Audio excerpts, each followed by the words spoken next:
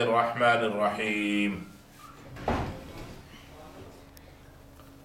ولا تتمنوا ما فضل الله به بعضكم على بعض للرجال نصيب مما اكتسبوا وللنساء نصيب مما اكتسبن واسألوا الله من فضله إن الله كان بكل شيء عليما. یہ آیت نمبر 32 ہے. 31 تک ہو گیا تھا. وَلَا تَتَمَنَّوْا مَا فَضَّلَ اللَّهُ بِهِ بَعْضَكُمْ عَلَى بَعْضٍ، اور تمنا نہ کرو، آرزو نہ کرو اس کی جس میں اللہ نے تم میں سے بعض کو بعض پر فوقیت دی ہے، بعض کو بعض کے اوپر فضیلت دی ہے. لِلرِّجَالِ نَصِيبٌ مِّمَّا اكْتَسَبُوا، لِلرِّجَالِ مردوں کے لیے نصیب حصہ ہے، مِّمَّا اكْتَسَبُوا وہ جو کمائے، جو انہوں نے کمایا اس میں ان کے لیے حصہ ہے. وَلِلنِّسَاءِ نَصِيبٌ مِّمَّا اكْتَسَبْنَ، اور عورتوں کے لیے حصہ ہے اس میں سے جو وہ کمائیں، جو وہ کمائیں یا جو انہوں نے کمایا ہے، اعمال جو بھی کیے ہیں اس میں عورتوں کے لیے حصہ ہے. وَاسْأَلُوا اللَّهَ مِن فَضْلِهِ، اللہ سے اس کا فضل مانگا کرو. إِنَّ اللَّهَ كَانَ بِكُلِّ شَيْءٍ عَلِيمًا، بے شک اللہ تعالی ہر چیز کو جاننے والا ہے. آیت یہ شروع ہو رہی ہے وَلَا تَتَمَنَّوْا مَا فَضَّلَ اللَّهُ بِهِ بَعْضَكُمْ عَلَى بَعْضٍ، اور اس چیز کی تمنا اور آرزو نہ کیا کرو جس میں اللہ نے تم میں سے بعض کو بعض کے اوپر فوقیت دی ہے. ام المومنین، میری اور آپ کی، ہم سب مومنین کی ماں، ام المومنین حضرت ام سلمہ رضی اللہ تعالی عنہا، حضور صلی اللہ علیہ وسلم کی زوجہ مطہرہ میں سے ہیں، حضور کی بیوی ہیں، ہماری اور آپ کی، ہم سب مومنین کی ماں ہیں. انہوں نے ایک مرتبہ نبی علیہ الصلوۃ والسلام سے یہ پوچھ لیا تھا کہ مرد جہاد میں بھی حصہ لیتے ہیں، مردوں کو وراثت میں بھی دگنا حصہ ملتا ہے، مطلب عورت کے مقابلے میں ان کو زیادہ ملتا ہے. اچھا، ایک بات یہ ذہن میں یاد رکھنا چاہیے کہ حضرت ام المومنین ام سلمہ رضی اللہ تعالی عنہا نے نبی کریم صلی اللہ علیہ وسلم سے مردوں کے متعلق یہ بات بطور اعتراض نہیں کی تھی، بلکہ بطور ایک شوق و تمنا اس سلسلے میں کی تھی کہ مرد نیکی کے کام میں بھی فوقیت آگے لے جاتے ہیں، جہاد میں بھی وہ شریک ہوتے ہیں، حصہ بھی ان کو زیادہ ملتا ہے، اور انبیاء بھی سارے مردوں میں سے ہو گزرے ہیں. تو عورتیں جب سب ہر کام میں مرد آگے ہیں تو کیا عورتیں جو نیک عمل کر رہی ہیں ان نیک اعمال میں بھی ان کو حصہ آدھا ہی ہے؟ ایک شوق اور تمنا کے طور پہ انہوں نے نبی کریم صلی اللہ علیہ وسلم سے اعتراض نہیں کیا تھا، سوال کیا تھا، پوچھا تھا. یہ بات یہاں ضروری ہے کہ بھئی کیا ان کا اعتراض، کیونکہ کسی پہ اعتراض کرنے میں اور کسی سے سوال پوچھنے میں بڑا فرق ہے، تو لہذا یہ بات ہمارے ذہن نشین ہونی چاہیے کہ انہوں نے یہ بات جو کی بطور اعتراض نہیں کی تھی بلکہ بطور سوال کے کی تھی. اللہ تبارک و تعالی نے بات سمجھانے کے لیے پوری کی پوری آیت نازل فرما دی. مردوں کے بعض خصوصی احکام اور اختصاصی معاملے پر نظر کرتے ہوئے ایک مرتبہ پھر سنیں، ام سلمہ ام المومنین حضرت ام سلمہ رضی اللہ تعالی عنہا نے بطور اعتراض نہیں بلکہ بشوق تمنا عرض کی کہ مرد جہاد میں حصہ لیتے ہیں، شہادت پاتے ہیں، اور ہماری میراث بھی مردوں سے نصف ہے. کیا عورتیں یعنی ثواب اور اجر کے کام میں بھی ان کا حصہ اور ان کا ثواب آدھا ہے؟ اللہ تبارک و تعالیٰ نے اس پر یہ آیت نازل فرما دی. مطلب یہ ہے کہ اللہ نے مردوں کو جو جسمانی قوت و طاقت دی ہے وہ اپنی حکمت اور ارادے سے دی ہے. اللہ کو پتہ ہے جس کی بنیاد پر وہ جہاد بھی حصہ اگر ضرورت ہو تو اس میں حصہ لیتے ہیں، بیرونی کاموں میں بھی حصہ لیتے ہیں. ان کو دیکھتے ہوئے عورتوں کو مردانہ کاموں کی تمنا نہیں کرنی چاہیے، بلکہ اللہ کی اطاعت اور نیکی کے کاموں میں خوب بڑھ چڑھ کر حصہ لینا چاہیے۔ اس میدان میں وہ جو کچھ کمائیں گی ان کو اللہ کی طرف سے پورا پورا اجر اور پورا پورا حصہ ملے گا۔ اللہ کا فضل تلاش کرنا چاہیے، کیوں کہ مرد اور عورت کے درمیان استعداد اور صلاحیت اور قوت کار کا جو فرق ہے وہ قدرت کا ایک اٹل فیصلہ ہے، جو محض ہماری یا کسی عورت کی یا کسی مرد کی آرزو سے تبدیل نہیں ہو سکتا۔ اللہ تعالیٰ نے فرما دیا کہ بھائی عورتوں کو اپنا حصہ ہے اور مردوں کا اپنا حصہ ہے۔ اچھا، اب کیا مرد کی فضیلت عورت پہ زیادہ ہے؟ اس کا مسئلہ آگے آ جائے گا، لیکن اللہ تبارک و تعالیٰ نے فرما دیا یہاں پر کہ تم اس کی تمنا نہیں کرو جس میں بعض میں سے بعض کو فوقیت دی ہے۔ اللہ نے، دیکھیں بات طویل ہو رہی ہے لیکن سمجھنا ضروری ہے، اللہ نے یہاں پر فرمایا وَلَا تَتَمَنَّوْا مَا فَضَّلَ اللَّهُ بِهِ بَعْضَكُمْ عَلَىٰ بَعْضٍ، اس کی آرزو نہ کرو جس میں اللہ نے تم میں سے بعض کو بعض پہ فوقیت دی ہے۔ یعنی اس کا مطلب یہ ہوا کہ بعض معاملات اور حالات و واقعات ایسے ہیں جس میں مرد کی فضیلت ہے، اور بعض حالات اور واقعات معاملات ہیں اس میں عورت کی فضیلت ہے، عورت کا مرتبہ۔ تو یہ سوال ہی بیجا ہے کہ بھئی فضیلت والا کون ہے، مرد زیادہ فضیلت والا ہے یا عورت زیادہ فضیلت والی ہے؟ میں جس کا جواب عام طور پہ دیتے ہیں اور وہی کہا جاتا ہے کہ بھئی مرد اگر نبی ہے تو عورت نبی کی ماں ہے، تو مرد آدمی کا رتبہ زیادہ ہوا یا ماں کا رتبہ زیادہ ہوا؟ ایک اگر لاجک والی بات کریں، اگرچہ اس کی بھی بہت سی توجیحات ہیں، لیکن یہ کوئی سوال نہیں ہے کہ کس کی کون بڑے رتبے والا ہے، دونوں رتبے والے ہیں۔ اللہ تبارک و تعالیٰ فرما دیا ان اکرمکم عند اللہ اتقاکم، جو تمہارے میں زیادہ رائچس ہے، گاڈ فیئرنگ ہے، اللہ سے ڈرنے والا ہے، چاہے مرد ہو یا عورت، اس کی فضیلت زیادہ ہے۔ وَلَا تَتَمَنَّوْا مَا فَضَّلَ اللَّهُ بِهِ بَعْضَكُمْ عَلَىٰ بَعْضٍ، مرد خواہ اپنی پھوتوں کے اندر اپنی اس میں لگا ہوا کہ میری فضیلت زیادہ ہے۔ کہاں سے تمہاری فضیلت ہے بھائی؟ اور بھائی اپنی آدمی کی اپنی جگہ ایک فضیلت ہے، عورت کی اپنی جگہ ایک ویلیو اور عزت اور احترام اور ایک رتبہ اور ایک اسٹیٹس ہے۔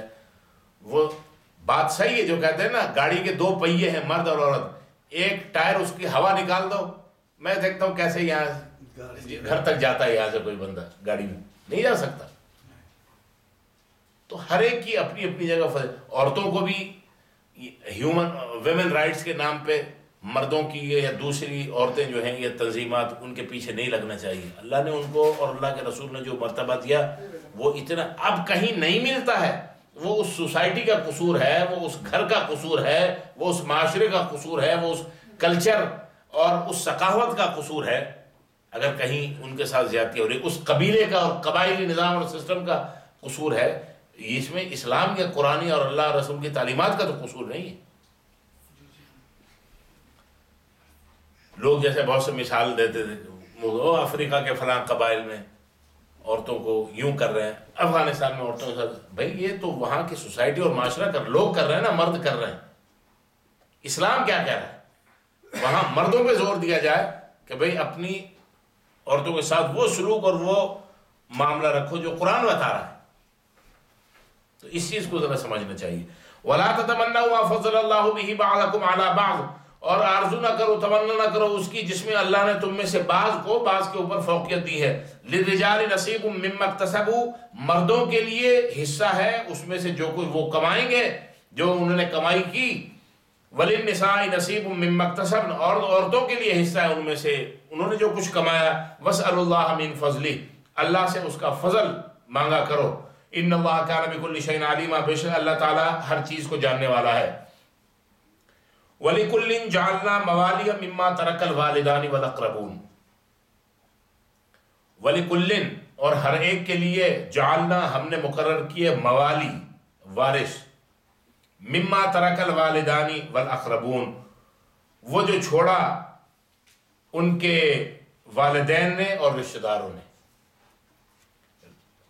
رشتہ دار اور ماں باپ جو کچھ چھوڑ کے مرے ان کے لیے ان کے لیے پیچھے وارث موجود ہیں، اور ورثے کا، وراثت کا ایک نظام باقاعدہ شریعت میں موجود ہے۔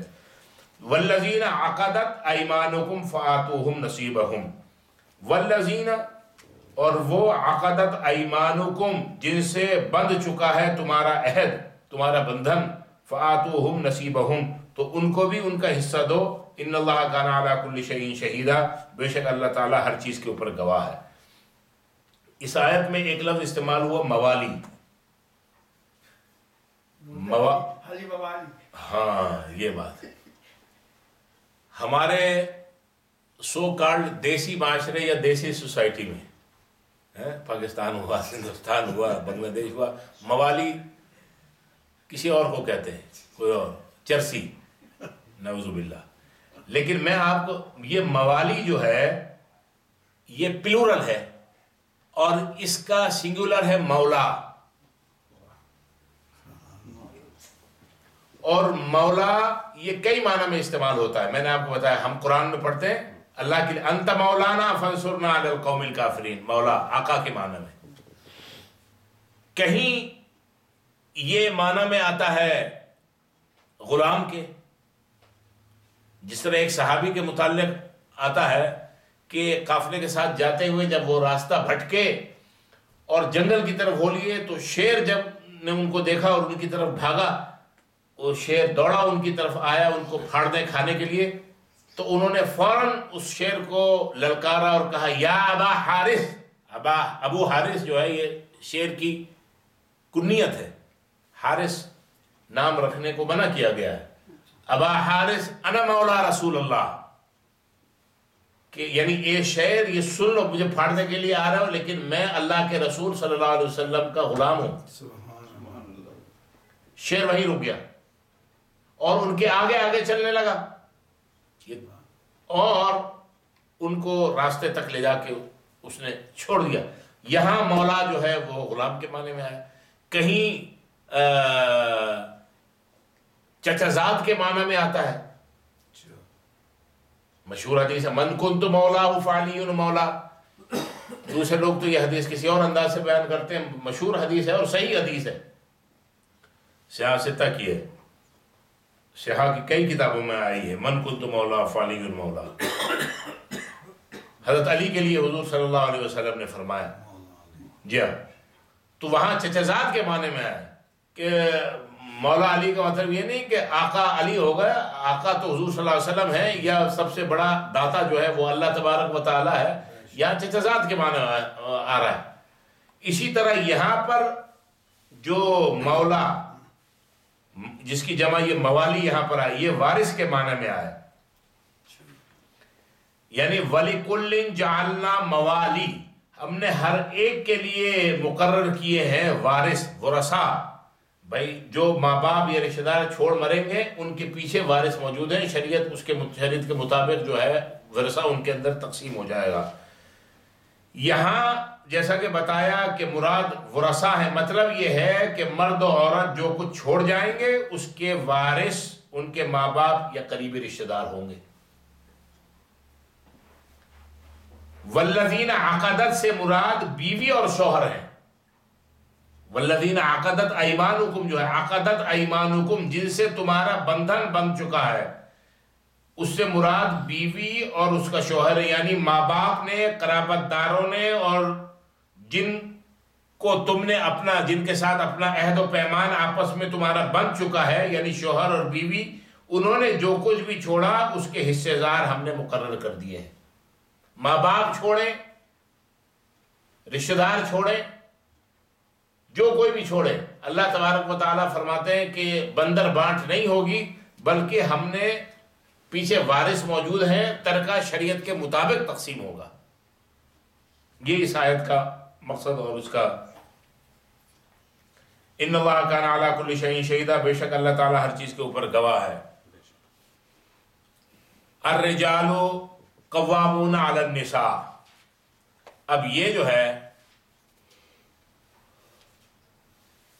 یہ بعض جو ویمن رائٹس والی عورتیں ہیں نا، چاہے وہ مسلمانوں میں ہوں یا دوسرے میں ہوں، ان کو ان ایسی آیتوں سے بڑی تھوڑی تکلیف ہوتی ہے۔ اس کا ایک ترجمہ چلے پہلے یہ کر لیتے ہیں، الرجال مرد، قوامون قوام، قوام سنگولر ہے اور اس کا پلورل ہے قوامون. قوام کا ترجمہ، ایک پہلا ترجمہ ہم یہ کرتے ہیں حاکم، حاکم.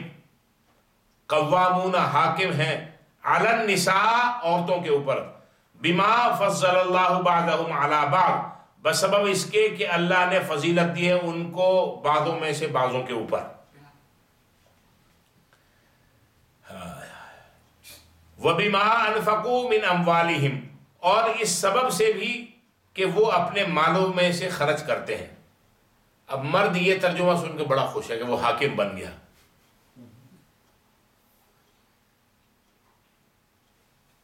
میں نے آپ کو بتایا کہ قوامون یہ پلورل ہے، اس کا ایک سنگولر جو ہے وہ ہے قوام. قوام کا معنی کئی معنوں میں استعمال ہوتا ہے. قوام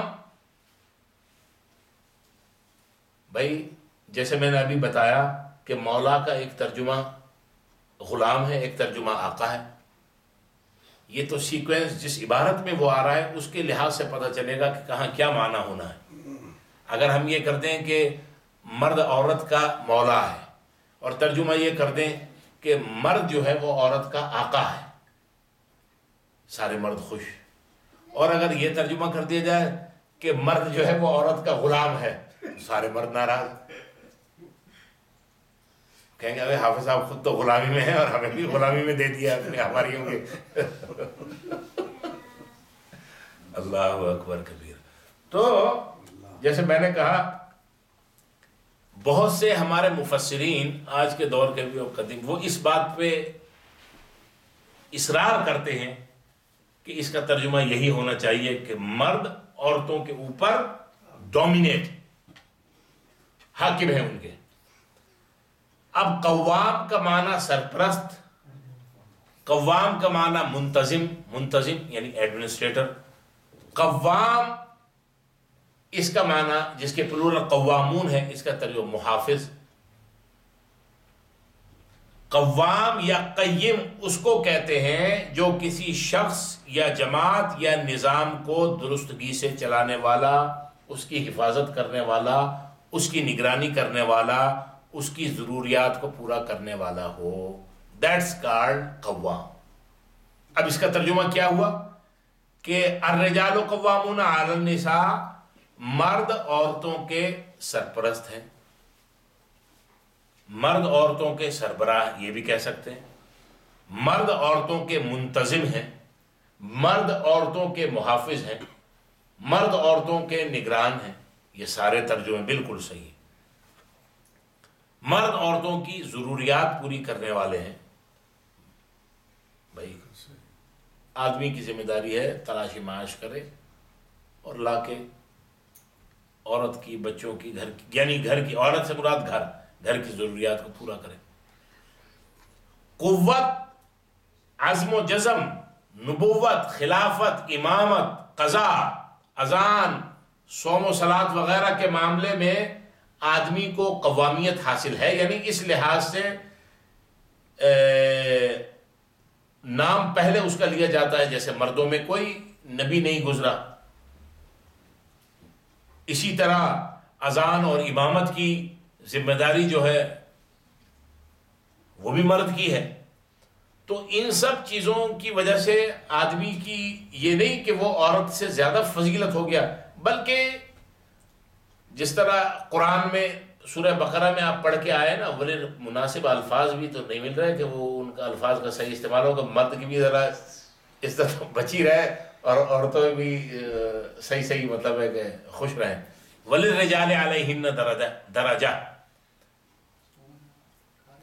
اصل میں تو ترجمہ اس کا، اور جب تک ہم یہ سارے ترجمے اس کے نہیں رکھیں گے اور نہیں سمجھیں گے، یہ آیت سمجھ میں نہیں آئے گی کہ عورت، چلیں یہ بھی کر لیں، مرد عورت کے حاکم ہیں، مرد عورت کے سرپرست ہیں، مرد عورت کے نگران ہیں، مرد عورت کے منتظم ہیں، مرد عورت کے محافظ ہیں، مرد عورت کی ضروریات پورے کرنے والے ہیں، مرد عورت کی نگرانی کرنے والے ہیں. نگرانی سے مراد یہ نہیں کہ 24 گھنٹے کہاں جا رہی ہے کہاں آ رہی ہے، یہ مطلب نہیں ہے.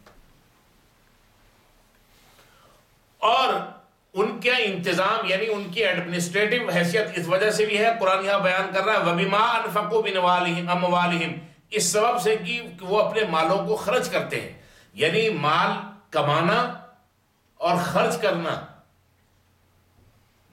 چاہے وہ خرچ آدمی کے ہاتھ سے ہو یا عورت کے ہاتھ سے ہو، لیکن کمانا بنیادی طور پہ، خرچ کرنا مطلب کمانا، یہ بنیادی طور پہ آدمی کی ذمہ داری ہے۔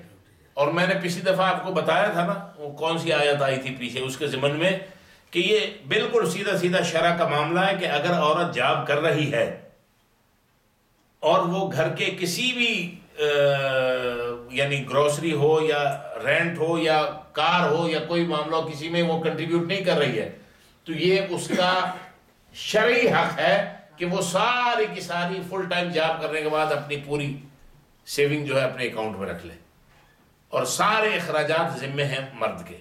یہ ہے وَبِمَا أَنفَقُوا مِنْ أَمْوَالِهِمْ۔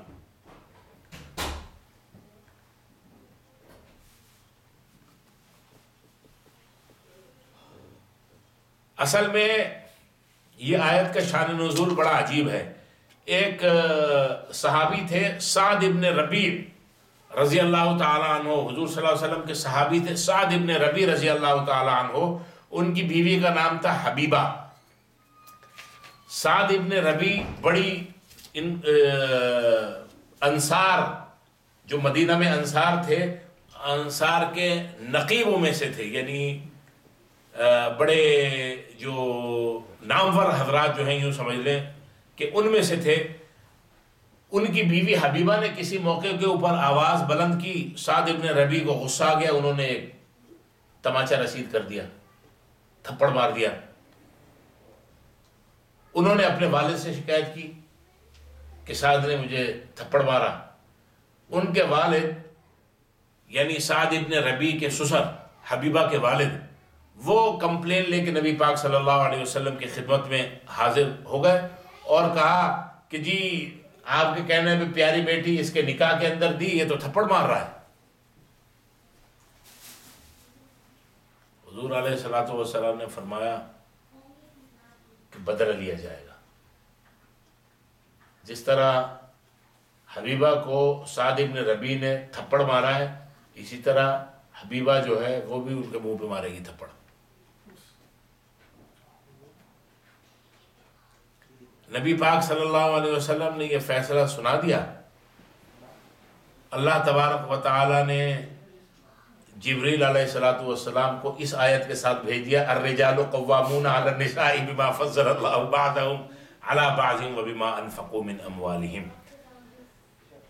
حضور علیہ السلام نے ارشاد فرمایا، جب یہ آیت نازل ہوئی تو آپ نے فرمایا اردنا امرا واراد اللہ امرا والذی اراد اللہ خیر ورفع القصاص۔ ایک ارادہ ہم نے کیا، یعنی ایک کام کا ارادہ ہم نے کیا۔ جب ہمارے پاس کمپلین آئی تو ہم نے اس کا فیصلہ یہ کیا کہ ان کو بھی قصاص لیا جائے گا، تھپڑ مارے بیوی اپنے شوہر کو، تاکہ بدلہ برابر ہو جائے۔ وَأَرَادَ اللَّهُ أَمْرًا، اور اللہ نے بھی اپنا ایک ارادہ ظاہر کر دیا، اور اللہ کا ارادہ زیادہ خیر پر، کہ بھائی اس کی حوصلہ افزائی نہیں ہوئی ہے تھپڑ مارنے کی، اس کی حوصلہ شکنی ہوئی ہے، بلکہ یہ کہا ہے کہ بھائی یہ آپ اس کو معاف کریں، قصاص رفع کر دیا۔ اور چونکہ یہ انتظام کر دیا، یہ نہیں کہ وہ حاکم ہیں یا سپیریئر ہیں، چونکہ نگرانی کرتے ہیں، کماتے ہیں، لاتے ہیں، ذرا غصے میں آ کے انہوں نے یہ بات کر دی، تو لہذا آپ اپنے اس سے دستبردار ہو جائیے۔ بالکل قطعاً یہ کوئی نہ سمجھے کہ اللہ نے جب بدلہ منسوخ فرما دیا تو اس کا مطلب یہ نہیں ہے کہ اللہ نے عورت کو نمبر 2 پہ رکھ دیا اور مرد جو ہے وہ نمبر 1 پہ ہی رہا، قطعاً ایسی بات نہیں ہے۔ اب آگے فالصالحات، نیک عورتیں کون سی ہیں؟ قانتات، وہ فرما بردار ہوتی ہیں۔ بعضوں نے کہا یہاں پر کہ فرما برداری اللہ کی، کہ اللہ کی فرما بردار ہوتے ہیں۔ بعض نے کہا کہ بھئی یہاں پر مراد ہے شوہر کے، شوہر کی فرما بردار ہوتی ہیں۔ بھائی اللہ کی اگر فرما بردار ہیں اور اس کے تو اللہ تو کہیں یہ نہیں کہتا کہ شوہر کے ساتھ نافرمانی کرو، نہ مرد کو کہتا ہے کہ تم ان پہ سختیاں کرو، نہ اللہ تعالیٰ عورتوں سے کہتا ہے ان کی نافرمانی. تو اگر اللہ کی فرما بردار بندیاں ہم یہاں مان لیں تو تب بھی اس کا مطلب ہے کہ شوہر کی فرما برداری تو اس کے اندر خود بخود آ گئی. حافظات للغیب بما حفظ اللہ، ان دیکھے میں حفاظت کرنے والیاں ہوتی ہیں اللہ کی حفاظت سے. اللہ کی حفاظت سے مرد کی غیر موجودگی میں گھر کی حفاظت کرنے والی ہوتی ہیں. اور یہ بات قرآن جو بیان کر رہا ہے بالکل صحیح ہے. عورت چلی جائے بیک ہوم 2 مہینے کے لیے، چلو بھائی 2-3 سال سے نہیں گئے تم چلے جاؤ بھائی. مرد پیچھے گھر کا بیڑا غرق کرنا، نہ ایک دن ویکیوم کرنا ہے، موزے ادھر، پاجامہ ادھر، کرتا ادھر، پورا گھر جو ہے وہ ایک جنگل بنا ہوا ہے. اور آدمی اگر سفر پہ کہیں جائے، سال کے لیے، 2 سال کے لیے، مہینے کے لیے، گھر کا جو نظام جو ہے وہ بالکل صحیح چلتا ہے. کھانا بھی پک رہا ہے، ویکیوم بھی ہو رہا ہے، کپڑے بھی دھل رہے ہیں، بچے بھی اسکول جا رہے ہیں، ہر چیز اپنے وقت پہ، اپنے جو ایک روزمرہ کا جو روٹین ہے اس کے مطابق ہو رہی ہے. فالصالحات قانتات حافظات، صالحات یہ اعتقادی چیز ہے، یعنی عورتیں طبعاً بائی نیچر جس کو کہنا چاہیے وہ ہوتی نیک ہیں.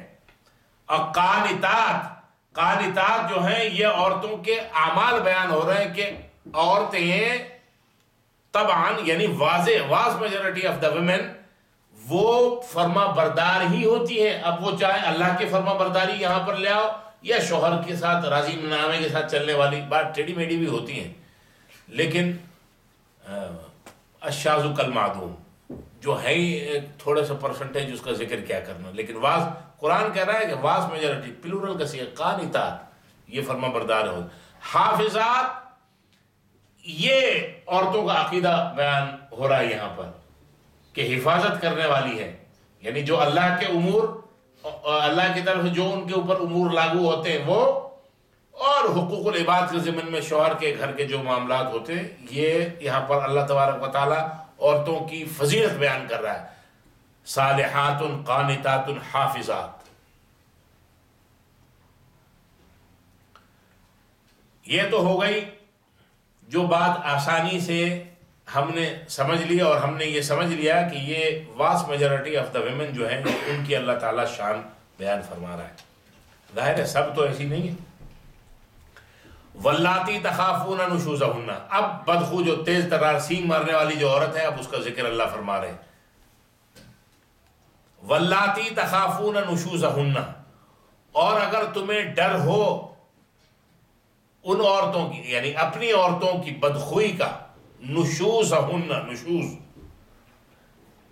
عورتوں کی طرف سے بدخلقی اور بدخوئی کا اگر خطرہ ہو، عورت اگر ایسی ہو تو کیا؟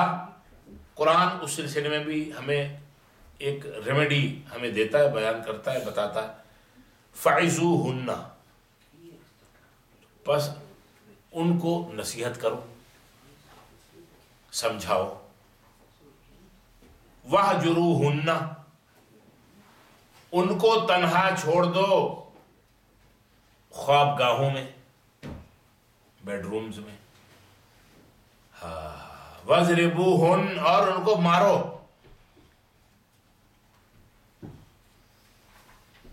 فَإِنْ أَطَعْنَكُمْ، اگر وہ تمہاری اطاعت کریں، تمہارا کہنا مان لیں، فَلَا تَبْغُوا عَلَيْهِنَّ سَبِيلًا، تو تم ان کے اوپر کوئی دوسرا راستہ تلاش نہ کرو، یعنی طلاق دینے کے متعلق نہ سوچو. ان اللہ کان علیٰ کبیرہ، بے شک اللہ تعالیٰ بہت عالی رتبہ، نہایت بلند اور بہت بڑا ہے. اب یہ تو آگے بیان کا واللاتی تخافون نشوزہن، اگر تمہیں ان عورتوں کی، یعنی ان عورتوں سے مراد وہ عورتیں جو تمہاری بیویاں ہیں، ان کی طرف سے بدخوئی کا، نشوز کا لفظ یہاں استعمال ہو. نشوز، نشوز کا لغوی معنی بلندی، ارتفاع، اٹھان یا ابھار کے ہیں. ظاہر جب عورت اکڑے گی تو سینہ پھلائے گی، سینہ چوڑا کرے گی، سامنے آئے گی، تنے گی، تو یہ یعنی وہ سطح مرتفع، وہ ارتفاع کی طرف جا رہی ہے، بلندی کی طرف جا رہی ہے، اٹھان کی طرف جا رہی ہے. اور خاص طور پہ خصوصاً جب کسی چیز میں یہ اٹھان تحرک اور ہیجان کا نتیجہ ہو تو اس وقت یہی لفظ استعمال ہوتا ہے. عورت کے لیے یہ لفظ کب استعمال ہوگا؟ نشوز کا لفظ، جب وہ عورت اپنے خاوند کو کمتر سمجھے، اس کی سربراہی کو، اس کے انتظام کو اور اس کی نگرانی کو اپنے لیے توہین سمجھتے ہوئے اسے تسلیم نہ کرتی ہو، اس کی اطاعت کے بجائے اس سے کج بحثی کرتی ہو اور بدخلقی سے پیش آتی ہو اور سرکشی اور ہٹ دھرمی اور ضد اور بغاوت پر اتر جاتی ہو اور ہٹ دھرمی دکھاتی ہو، خاوند پر ناجائز تہمت اور بہتان لگاتی ہو، یہ ساری باتیں نشوز، یہ لفظ استعمال جو ہے نا نشوز، بدخوئی، یہ سب اس کے اندر شامل ہے. اس کا ترجمہ ہے. اب ایسی عورت کہ جو مرد پہ ناجائز بہتان لگائے، تہمت لگائے، الزام لگائے، بس کسی بھی بات کے اوپر لڑنے جھگڑنے کے لیے تیار ہو، بدتمیزی کرے، کمتر سمجھے، ذلیل کرے، یہ سب نشوز کے اندر آئے. اب اگر کوئی ایسی عورت ہو تو شیخ سعدی تو یہ کہتا ہے بھائی اس کو جہنم جانے کی ضرورت نہیں، اس کے لیے اللہ نے یہیں جہنم کا بندوبست کر دیا، سارے گناہ ونا سب یہیں دھل جائیں گے، مرے گا تو سیدھا جنت پہنچ جائے گا. لیکن اب جہاں تک ایسی عورت نباہ تو کرنا ہے، اب کیسا کیا جائے، اس کی اصلاح کیسے کی جائے؟ قرآن بتا رہا ہے کہ بدخو عورت ہو تو اب کیا کریں، تو اس میں وہ یہ بتا رہا ہے فَعِظُوهُنَّ، پہلا کام تو یہ ہے کہ اس کو نصیحت کی جائے، سمجھایا جائے. آدمی خود بھی سمجھا سکتا ہے، کوئی عورت کے ماں باپ کی طرف والے کوئی، یا ماں باپ یا اس کوئی بھائی بہن، بڑا چھوٹا بزرگ کوئی ایسا ہو، وہ جس کی بات سنتی ہو، سمجھتی ہو، مانتی ہو، وہ اس کو سمجھائے، نصیحت کرے کہ بھائی کیوں اپنی زندگی دوسرے کی زندگی جہنم بنا رہی ہے. لڑکے کی طرف کا اگر وہ کسی کی بات سن لیتی ہے تو اس میں سے کسی کو واعظ و نصیحت کے لیے مقرر کیا جا سکتا ہے، یا کوئی اور بڑا بزرگ، کوئی مربی، کوئی بھی یہ کام کر سکتا ہے. آج کل کے زمانے میں اس کے لیے نیا لفظ استعمال ہوتا ہے کاؤنسلنگ. کاؤنسلنگ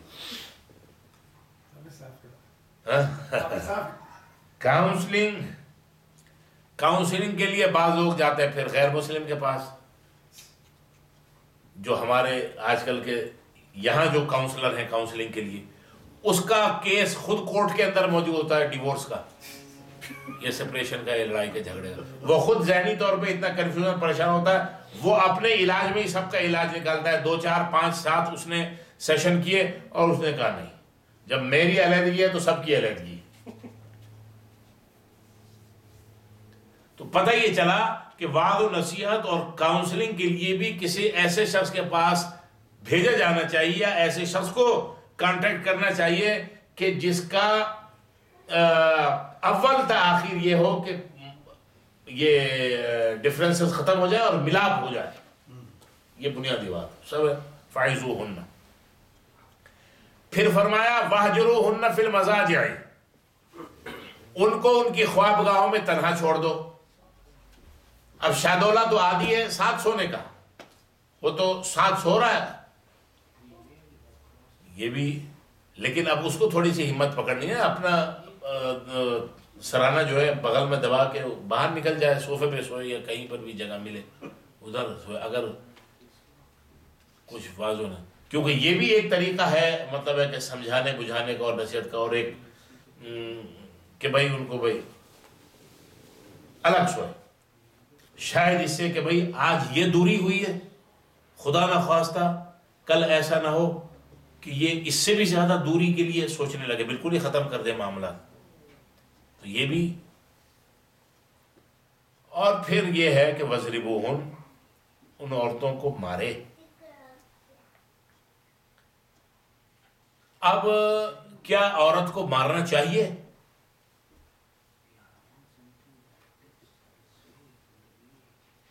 حضور علیہ الصلوۃ والسلام نے فرمایا لَن يَضْرِبْ خِيَارُكُمْ، تم میں سے جو اچھے لوگ ہیں نا، وہ ہرگز ہرگز اپنی عورتوں کو نہ مارے، اور وہ نہیں مارتے۔ حضور علیہ الصلوۃ والسلام نے اپنی ازواج مطہرات میں سے کبھی کسی کے اوپر ہاتھ نہ اٹھایا، نہ کسی چیز سے ان کو ہٹ کیا، مارا۔ یہ تو نبی علیہ الصلوۃ والسلام کا اپنا اسوہ حسنہ ہے۔ اور ہم کہتے ہیں لقد کان القرآن، یہ ہمیں بتاتا ہے لقد کان لکم فی رسول اللہ اسوۃ حسنہ، نبی کی زندگی میں تمہارے لیے بہترین مشعل رہا۔ نبی کا اسوہ تو یہ ہے کہ آپ ہاں ناراضگی کا اظہار کر دیا، ناراضگی کا اظہار عورت اور مرد دونوں کو ہے اگر کبھی کوئی ایسی صورت ہے تو۔ عورت کو حدود اور قیود کے ساتھ مارنے کی اجازت اضطراری حالت میں دی گئی ہے، یعنی مارے بغیر اگر عورت کے راہ راست کے اوپر آنے کے امکان نہ ہو تو یہ سوچ کر اور اتنا مارا جائے کہ اگر منانا پڑے تو وہ مان جائے۔ یہ نہیں کہ پہلے اس کو مار مار کے روئی کی طرح اس کو دھن دیا، وہ پورے بدن پہ اس کے نشانات پڑے ہوئے اور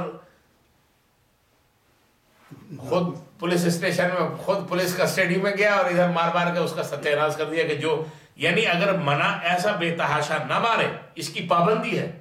حضور علیہ الصلوۃ والسلام نے فرمایا چھوٹی مسواک سے ایک آدھ ڈرانے دھمکے، یہ ہے مارنے کی۔ اب اتنی چھوٹی مسواک وہ آپ کے تو ہاتھ میں ہی نہیں آ رہی ہے پکڑ میں،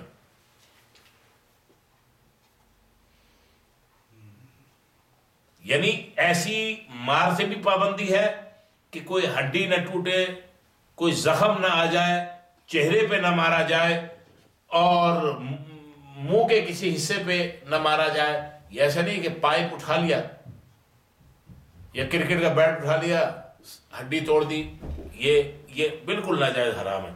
بھائی چھوٹی مسواک سے اگر ایک آدھ جیسے ضرب لگا دی تو اس میں یہ ہے کہ ایک تھوڑی سی اذیت تو پہنچ گئی، لیکن ایک اپنے اس نے جذبات کا آدمی نے اظہار کر دیا، بس یہ یہاں مراد یہ ہے۔ اب کوئی وَضْرِبُوهُنَّ اور ان کو مارو، اور مارنے کی کوئی لمبی چوڑی تشریح بیان کرے کہ بھئی ان کو لکڑی سے نہیں مارو، ہڈی ٹوٹے گی، پائپ سے مارو تاکہ ہڈی نہ ٹوٹے، اور پیٹیوں سے مارو، تو یہ چیز یہ زیادتی ہے، یہ غلط ہے، یہ عورت کی احترام اور ڈگنیٹی اور وقار کے بھی منافی ہے۔ اور سب سے بڑی بات یہ ہے کہ آدمی کے اپنے،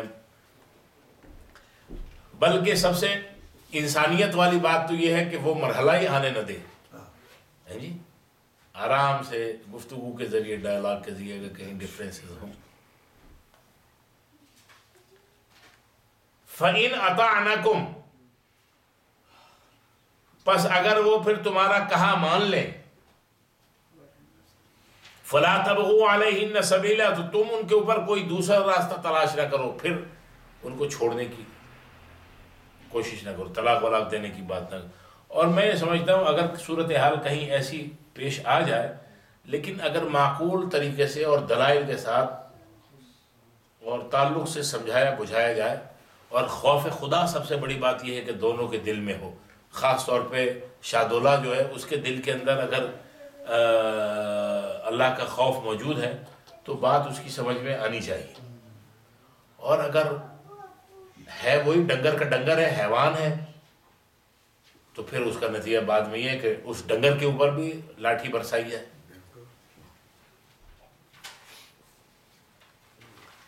اچھا جی، وَإِنْ خِفْتُمْ شِقَاقَ بَيْنِهِمَا، اور اگر تم ڈرتے ہو ان دونوں کے درمیان ضد اور کشمکش سے۔ پتہ چلا ضد، بہت سے آدمی بھی جیسے ضدی ہوتے ہیں، بعض عورتیں بھی پھر ضد کے اندر آ جاتی ہیں۔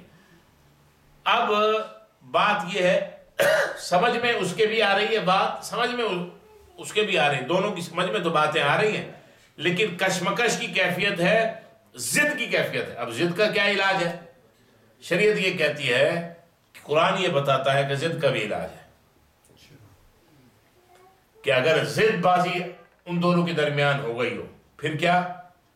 فَبَعَثُوا حَكَمًا مِّنْ أَهْلِهِ، تو مقرر کر دو ایک منصف، انصاف پسند آدمی جو صحیح معاملے کو سن کے فیصلہ کرنے والا ہو، اس کے اہل میں سے، لڑکے کے رشتہ دار میں سے، وَحَكَمًا مِّنْ أَهْلِهَا، اور ایک منصف عورت کے خاندان میں سے کہ اب ان دونوں کی تو بات آپس میں سمجھ میں نہیں آ رہی ہے، ضد میں آ گئے. اب کوئی دوسرے ایسے افراد ہوں کہ جو فریقین کے جانبین کے طرفین کی بات سنیں اور سننے کے بعد کوئی معقول آبرو مندانہ حل اور اس کا رزلٹ کو نکالے. ان یریدا اصلاحا، اگر ان دونوں کا ارادہ اصلاح کا ہو، ریکٹیفیکیشن کا ہو، یوفق اللہ بینہما، تو اللہ تعالیٰ ان دونوں کے درمیان موافقت پیدا کر دے گا. ان اللہ کان علیما خبیرا، بے شک اللہ تعالیٰ جاننے والے اور باخبر ہے. کن کے درمیان؟ وہ کون لوگ ہیں؟ یہ کن دو کی بات ہو رہی ہے کہ جن کا اگر آپس میں جن کا اصلاح کا ارادہ ہو. بعض مفسرین کہتے ہیں، یہ قرآن ذرا ترجمہ پھر اس کا سن لیں. وَإِنْ خِفْتُمْ شِقَاقَ بَيْنِهِمَا، اگر تم ڈرتے ہو ان دونوں کے آپس کی ضد اور کشمکش کی وجہ سے، فَبَعْثُوا حَكَمًا مِّنْ أَهْلِهِ، تو ایک مقرر کر دیا جائے گا حکم، منصف اس لڑکے کی طرف سے، وَحَكَمًا مِّنْ أَهْلِهَا، اور ایک منصف جو ہے عورت کی طرف سے. إِن يُرِيدَا إِصْلَاحًا، اگر ان دونوں کا ارادہ اصلاح کا ہو. کن دونوں کا ارادہ؟ ایک مفسرین کا بعض مفسرین یہ کہتے ہیں ان دونوں سے مراد یہ ہے کہ ایک جو وہاں سے ایک منصف مقرر ہو رہا ہے لڑکے کی طرف سے، اور ایک منصف مقرر ہو رہا ہے لڑکی والوں کی طرف سے. اگر ان دونوں کی نیت صحیح ہے، ان دونوں کی اخلاص نیت کی طرف اشارہ ہے کہ if both of them, both حکم، both mentors, they have purity of intention، ان دونوں کے اندر اخلاص نیت ہے، ان کی نیت صحیح ہے کہ واقعی ہمیں ان دونوں کو ملانا ہے، ان کو سیپریٹ نہیں کرنا، تو اللہ ان کے درمیان جو ہے موافقت پیدا کرے گا. ایک قول. دوسرا قول یہ ہے کہ ان یریدا اصلاحا، اگر ان دونوں کا ارادہ اصلاح کا ہو، مطلب یہ کہ عورت کا اور آدمی کا، میاں اور بیوی کا، یہ دونوں اختلاف پیدا ہو گئے، ضد پیدا ہو گئے، لیکن دل کے اندر نیت یہی ہے کہ یا اللہ یہ اس اختلاف کو ختم کر دیں. ضد کی وجہ سے کہ میں نیچے نہ پڑ جاؤں، وہ کہ میں نیچے نہ پڑ جاؤں، آپس میں اکڑ گئے دونوں. لیکن اگر بعض مفسرین کہتے ہیں ان دونوں سے مراد یہ ہے میاں اور بیوی، ان دونوں کی اگر نیت صاف ہے، ان کا اپنا اصلاح کا ارادہ، ان کی نیت میں کوئی کھوٹ نہیں ہے. عورت یہ نہیں چاہے کوئی بات نہیں، میں یہاں سے فارغ ہوئی تو میں 4 مہینے 10 دن کے بعد میں دوسرے سے شادی کر لوں گا. آدمی یہ سوچنے لگا یہ جائے تو جائے، مجھے کیا، میرے لیے بہت عورتیں، I don't care. No, they should say we do care. بچے ہوں یا نہ ہوں یہ بات نہیں ہے، لیکن ان دونوں کی نیت اگر یہ ہے کہ اللہ تعالیٰ کوئی اصلاح کا ارادہ نکالے، اندر سے دل صاف ہے کہ بھئی کوئی اگر پروگرام بنتا ہے اور اختلافات ختم کرنے کا موقع ملتا ہے تو ہم اپنے اختلافات ختم کر دیں گے. اگر نیت صحیح ہے، اصلاح کا ارادہ ہے، تو اللہ تعالیٰ یوفق اللہ بینہما، ان دونوں کے درمیان موافقت پیدا کر دے گا. دونوں باتیں صحیح. پتہ یہ چلا کہ میاں بیوی جن کے درمیان سمہاؤ اختلاف پیدا ہو گیا، ان کی نیت بھی درست ہونی چاہیے، اور وہ جو مینٹور کے طور پہ آ رہے ہیں جن کو مقرر کیا جا رہا ہے، نیت ان کی بھی صحیح ہونی چاہیے. کام بن جائے گا. وَاعْبُدُوا اللَّهَ، اللہ کی عبادت کرو. عبادت صرف ایک اللہ کی ہوگی. وَلَا تُشْرِكُوا بِهِ شَيْئًا، اور اس کے ساتھ کسی کو شریک نہ کرو. وَبِالْوَالِدَيْنِ إِحْسَانًا، اور والدین کے ساتھ احسان کرو. اب دیکھیے عورتوں کے اور آدمیوں کے حقوق کا اور ان کی عزت کا، اور ان کو حصہ دینا ہے پراپر طریقے سے، ان کو یعنی کسی کے ساتھ زیادتی نہیں کرنی. اب اس کو ایک آیت میں پھر سمیٹا جا رہا ہے، اور سب سے پہلے اللہ کا حق بیان کیا جا رہا ہے. اللہ کا حق سب سے بڑا کیا ہے کہ اس کے ساتھ کوئی ایسوسیشن نہ ہو، کسی کو شریک نہ کیا جائے. وَاعْبُدُوا اللَّهَ وَلَا تُشْرِكُوا بِهِ شَيْئًا، اللہ کی عبادت کرو، اس کے ساتھ کسی کو شریک نہ کرو. وَبِالْوَالِدَيْنِ إِحْسَانًا، والدین کے ساتھ حسن سلوک کرو. وَبِذِي الْقُرْبَى، اور رشتہ داروں کے ساتھ. وَالْيَتَامَى، یتیموں کے ساتھ. وَالْمَسَاكِينِ، اور محتاجوں کے ساتھ. وَالْجَارِ ذِي الْقُرْبَى، اور قرابت دار ہمسایوں کے ساتھ. قرابت دار ہمسائے، وَالْجَارِ ذِي الْقُرْبَى، یعنی ایسے ہمسائے جو رشتہ دار بھی ہوں. آدمی رہ رہا ہے اور قریب میں سسر صاحب کا گھر بھی ہے، تو ایک تو پڑوسی ہوا، دوسرا سسر صاحب ہوا، تو پتہ یہ چلا کہ خیال زیادہ کرنا ہے. یا کوئی اور بھائی ہے، بہن ہے، خالہ ہے، پھوپھی ہے، رشتہ دار، کوئی بھی رشتہ دار ہے، پڑوس اور پلس ریلیٹو. تو والجار ذی القربا قرابت دار ہمسائے، والجار الجنب اجنبی ہمسائے، والصاحب بالجنبی پاس بیٹھنے والے، ہم نشین، ہم مجلس. یعنی آپ تمام حضرات جو یہاں پر بیٹھے ہیں درس میں شریک ہونے والے، کسی کلاس میں ایک دم بیٹھ کے ساتھ کوئی پڑھنے سیکھنے لکھنے والے، علم حاصل کریں، یہ سارے جو ہیں والصاحب بالجنب. یعنی آپ جو درس کے جو شریک ہیں یہ سب جو ہے اسی زمن کے اندر آتے ہیں. والصاحب، ہم مجلس، ایک دوسرے کے پاس بیٹھے ہوئے ہیں، ایک دوسرے کے ساتھ بیٹھے، جس طرح ڈاکٹر صاحب تنظیم صاحب کے بغل میں سو رہے ہیں. جی ہاں.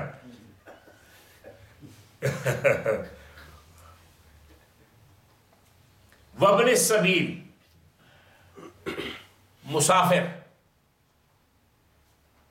مسافر کا بھی بڑا حق ہے. وما ملکت ایمانکم، اور وہ جن کے تم مالک ہوئے، ان سب کے ساتھ حسن سلوک کرنا ہے، ان سب کو ان کا حق دینا ہے. وابن السبیل مسافر، لفظی ترجمہ ہے وابن السبیل کا مطلب راستے کا بیٹا. راستے کا بیٹا مسافر ہی ہوتا ہے. حضور علیہ الصلوۃ والسلام نے فرمایا کہ 3 شخص ایسے ہیں کہ اللہ تعالیٰ ان کو انتہائی ناپسندیدگی کی نظر سے دیکھتا ہے. ایک وہ شخص ہے، اس میں سے ایک وہ ہے کہ اس کے ساتھ کوئی سفر کرنے والا ہو اور ایک کے پاس پانی ہو، دوسرے کے پاس پانی موجود ہو اور وہ اس سے پانی مانگے اور وہ اس کو پانی نہ دے. فرمایا اللہ تبارک و تعالیٰ کی جو 3 ناپسندیدہ ترین لوگ ہیں ان میں سے ایک وہ بھی ہے کہ جو مسافر کو پانی نہ دے.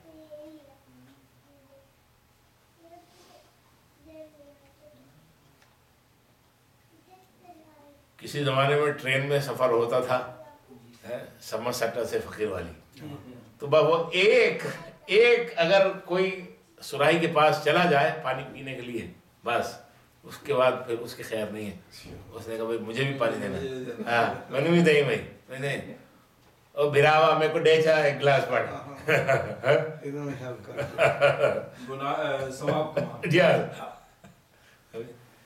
تو مسافروں کے، اور پھر حضور نے یہ بھی فرمایا کہ اگر کسی بستی کے اندر کوئی مسافر آ جائے اور وہ کسی وجہ سے، یعنی جگہ نہ معلوم ہونے کی وجہ سے یا پیسے نہ ہونے کی وجہ سے یا خوراک نہ ہونے کی وجہ سے، رزق نہ ہونے کی وجہ سے کھائے بغیر بھوکا سو جائے، تو حضور نے فرمایا وہ ساری بستی گناہ گار ہے. یہ کیسے بستی کے لوگ ہیں کہ ان کے اندر ایک اجنبی آیا اور انہوں نے اس سے پوچھا نہیں کہ بھئی آپ نے کچھ کھایا یا پیا. فرمایا سب گناہ گار ہیں. اور پھر وما ملکت ایمانکم، وہ جن کے تم مالک ہوئے. یہ بار بار اکثر آپ نے پڑھا ہے کہ لونڈیوں اور غلام کے معنی میں، لیکن بہت سے یعنی وہ جو تمہارے نوکر چاکر ہیں، لونڈی اور غلام تو نہیں، آج کے زمانے میں اب اس کا ترجمہ نوکر چاکر کریں گے، کہ ان کے ساتھ بھی تمہیں اچھا سلوک کرنا ہے. اور بعض مفسرین نے وما ملکت ایمانکم یعنی اس کا ترجمہ کہ وہ جن کے تم مالک ہوئے، بعض لوگوں نے یعنی لونڈیوں یا غلاموں یا نوکر چاکر کے ساتھ ان میں ان جانوروں اور مویشیوں کو بھی شامل کیا ہے جو انسان اپنی ضرورت کے تحت اپنے گھر میں پال لیتا ہے. مثلا سواری کے لیے گھوڑا یا اونٹ، دودھ حاصل کرنے کے لیے بھیڑ، بکری، گائے، بھینس وغیرہ، انڈے حاصل کرنے کے لیے مرغیاں، یا وہ لوگ جو بطخ کے انڈے بھی کھاتے ہیں، بطخ حلال جانور ہیں. وہ پالتے ہیں. تو یہ جانور جو براہ راست انسان ان کاموں کے لیے رکھتا ہے، یہ جانور بھی اپنے مالک کے حسن سلوک کے بہتر مستحق ہوتے ہیں. اور یہ توجیہ اور یہ بالکل صحیح ہے کہ اللہ تعالیٰ نے ان جانوروں کے ساتھ بھی رحم کرنے کی اور ان کے ساتھ بہتر سلوک کرنے کی تاکید فرمائی ہے. جن کے تم مالک ہوئے، ظاہر ہے اگر گدھا، گھوڑا، بھینس، گائے اور یہ مرغی یا بطخ یہ چیزیں پالی ہیں تو ظاہر ہے ان کے مالک آپ ہی ہیں. اگر پالے ہیں تو جب آپ ان کے مالک ہیں اور یہ آپ کی ملکیت میں ہے اور ان سے آپ جو یہ پروڈیوس کر رہے ہیں وہ آپ ان سے فائدہ بھی اٹھا رہے ہیں تو ان کے ساتھ بھی اچھا سلوک کر رہے ہیں. یہ نہیں کہ گدھے کا کام صرف مار کھانا ہے، اس کے بعد کو جو آ رہا ہے وہ اس کو دو لگا رہا ہے. ضرورت ہے یا نہیں ہے، اس چیز کی ممانعت ہے. گدھا اگر ایک دفعہ اظہار محبت کر دے پچھلی ایک ٹانگ سے تو منہ جو ہے وہ کہیں کا نہیں رہا، کبھی سیدھا نہیں ہو سکتا اگر صحیح معنوں میں منہ پہ پڑ جائے گدھے کی محبت. اللہ تعالیٰ انسانوں کے ساتھ بھی ہم سب کو اور جانور جو اللہ کی مخلوق ہے ان کے ساتھ بھی ہم سب کو اچھا سلوک اور بہتر سلوک اور رحم کرنے کی توفیق عطا فرمائے تاکہ ہم بھی اس کے جواب میں اللہ کی رحمت کے مستحق ہو سکیں. ان اللہ لا يحب من کان مختالا فخورا، بے شک اللہ تعالیٰ اترانے والے کو، فخوراً فخر کرنے والے کو پسند نہیں کرتا.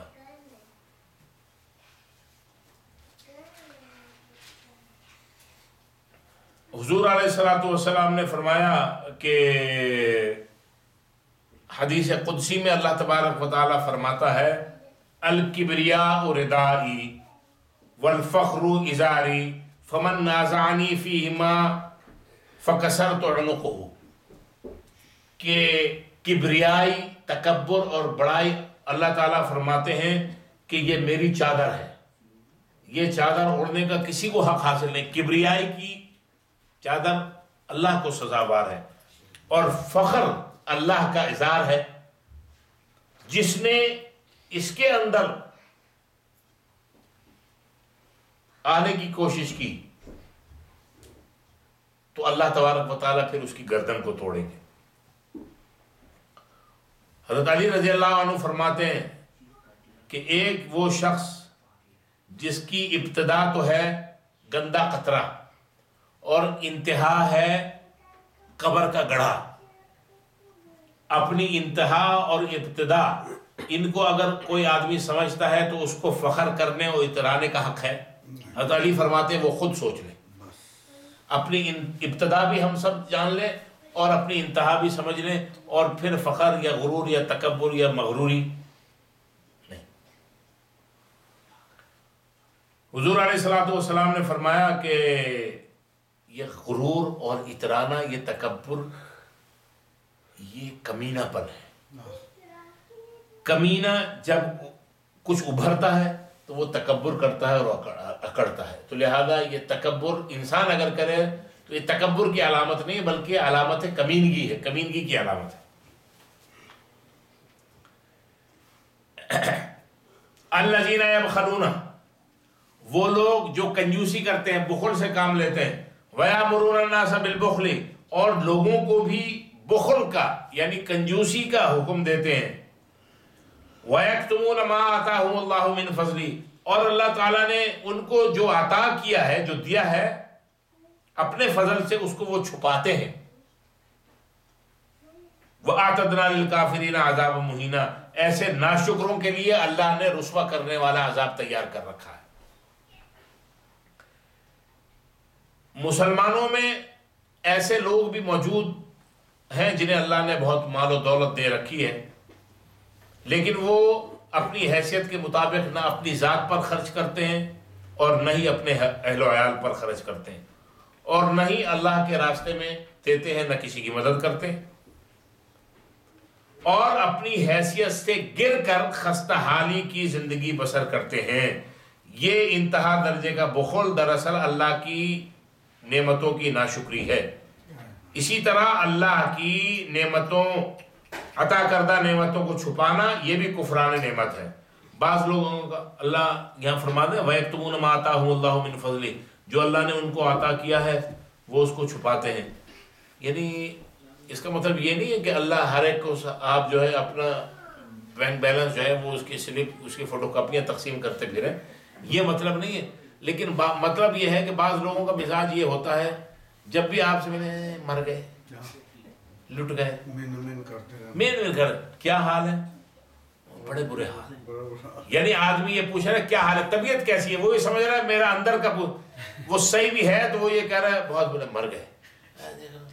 یہ ریسیشن کا زمانہ چل رہا ہے، اور ریسیشن کا زمانہ تیری تو گاڑی سب چل رہی ہے، ریسیشن کو چھوڑ، جن کے لیے ریسیشن ہے وہ ہے، تم اپنی بات کرو. تم سے ورلڈ کی اکانومی کے متعلق نہیں پوچھا جا رہا ہے، یہ امریکہ کے اکانومسٹ نہیں ہیں آپ سے یہ پوچھا جا رہا ہے آپ کا کیا حال ہے. کہتے مر گئے. اگر مر گئے تو پھر اللہ تعالیٰ مار کے ہی رکھے. اللہ کی نعمت کو، اللہ کے فضل کو چھپانا، بھائی آپ یہ کہیں الحمدللہ رب العالمین، اللہ کا بڑا فضل و کرم ہے، اس مالک کا احسان ہے، اس نے صحت بھی دی ہے، اس نے جاب بھی دی ہے، وہ چلا رہا ہے، پلا رہا ہے، کھلا رہا ہے.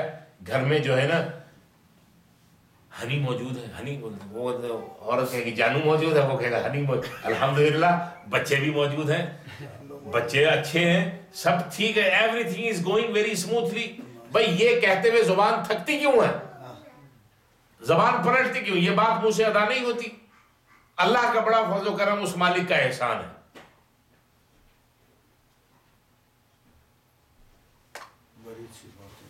تو اللہ تعالیٰ یہ فرماتے ہیں کہ ایک تو بخل نہ کرو اور دوسروں کو بھی بخل اور کنجوسی کی طرف نہ اکساؤ.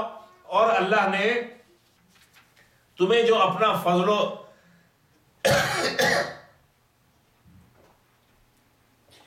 بلکہ حضور علیہ الصلوۃ والسلام نے فرمایا کہ جب اللہ تبارک و تعالی تمہیں اپنے فضل سے نوازے تو اس کا تشکر تمہارے جسم سے ظاہر ہونا چاہیے. ایک صحابی سے حضور نے پوچھا، وہ آئے میلے کچیلے خراب کپڑے پہنے ہوئے تھے، کہ بھائی مالی حیثیت تمہاری کیسی ہے؟ الحمدللہ اللہ کا بڑا فضل و کرم، اس مالک کا احسان ہے، کاروبار ہے، بھیڑ بکریاں، یہ سب چیزیں اس نے. تو حضور صلی اللہ علیہ وسلم نے اس کو سن کے یہ فرمایا کہ جب اللہ نے نعمتوں سے نوازا ہے تو اس نعمتوں کا اظہار آپ کے جسم کے اوپر بھی ہونا چاہیے.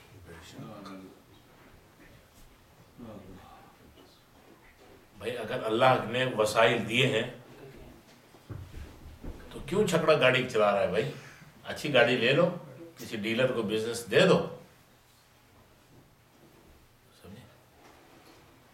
اللہ نے انعامات فرمائے ہیں تو اس نعمت کا اظہار کرو. ہاں غرور نہ ہو، تکبر نہ ہو، فخر نہ ہو، اسراف نہ ہو، یعنی فضول خرچی نہ ہو، ان سب کی ممانعت ہے. اب دیکھو ایسا پیارا مذہب ہوگا کوئی؟ اسلام یہ تو نہیں کہہ رہا کہ وہ گاندھی جی کی طرح بس وہ جو ہے ایک لنگی نیچے باندھ لی، ایک کمر پہ ڈال دی، وہی اسی حلیے میں چلے گئے. یا یہ بدھ مت والے سر گھٹائیاں کروا لیا، روزانہ اس طرح سر کے اوپر پھروا رہا ہے خارجیوں کی طرح، اور وہ ایک باندھ لیا کلرفل اور ایک اوپر ڈال لیا بس. اسلام ایسا نہیں کہتا. لکڑی کی چپل پہن لی، اسلام تو ایسا نہیں کہتا. اسلام کہتا ہے اللہ کی نعمتوں سے فائدہ اٹھاؤ اور اچھا کھاؤ، اچھا پہنو، اچھے گھر میں رہو. یہ نہیں اچھے گھر میں رہنا مطلب جتنی استطاعت ہے اس کے لحاظ سے.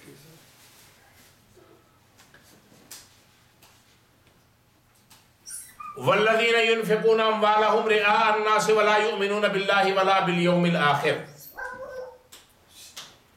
والذین ينفقون، اور وہ لوگ جو اپنے مال خرچ کرتے ہیں رئاء الناس، لوگوں کو دکھاوے کے لیے، دکھلاوے کے طور پہ، ولا يؤمنون بالله ولا باليوم الاخر، اور وہ نہ ایمان لاتے ہیں اللہ پر اور نہ ایمان لاتے ہیں آخرت کے دن پر. وَمَن يَكُنِ الشَّيْطَانُ لَهُ قَرِينًا فَسَاءَ قَرِينًا، اور وہ کہ جس کا ساتھی شیطان ہو تو وہ کیا برا ساتھی. اب یہاں اس آیت میں، آیت نمبر یہ جو 38 ہے 38، اس میں اللہ فرماتے ہیں وہ لوگ جو مال خرچ کرتے ہیں دکھلاوے کے طور پہ، دکھاوا کرنے کے لیے، ریاکاری کے طور پہ، اس کے اندر یہ مذمت جو ہو رہی ہے، برائی جو بیان کی جا رہی ہے، اس مذمت میں دونوں قسم کے لوگ شامل ہیں۔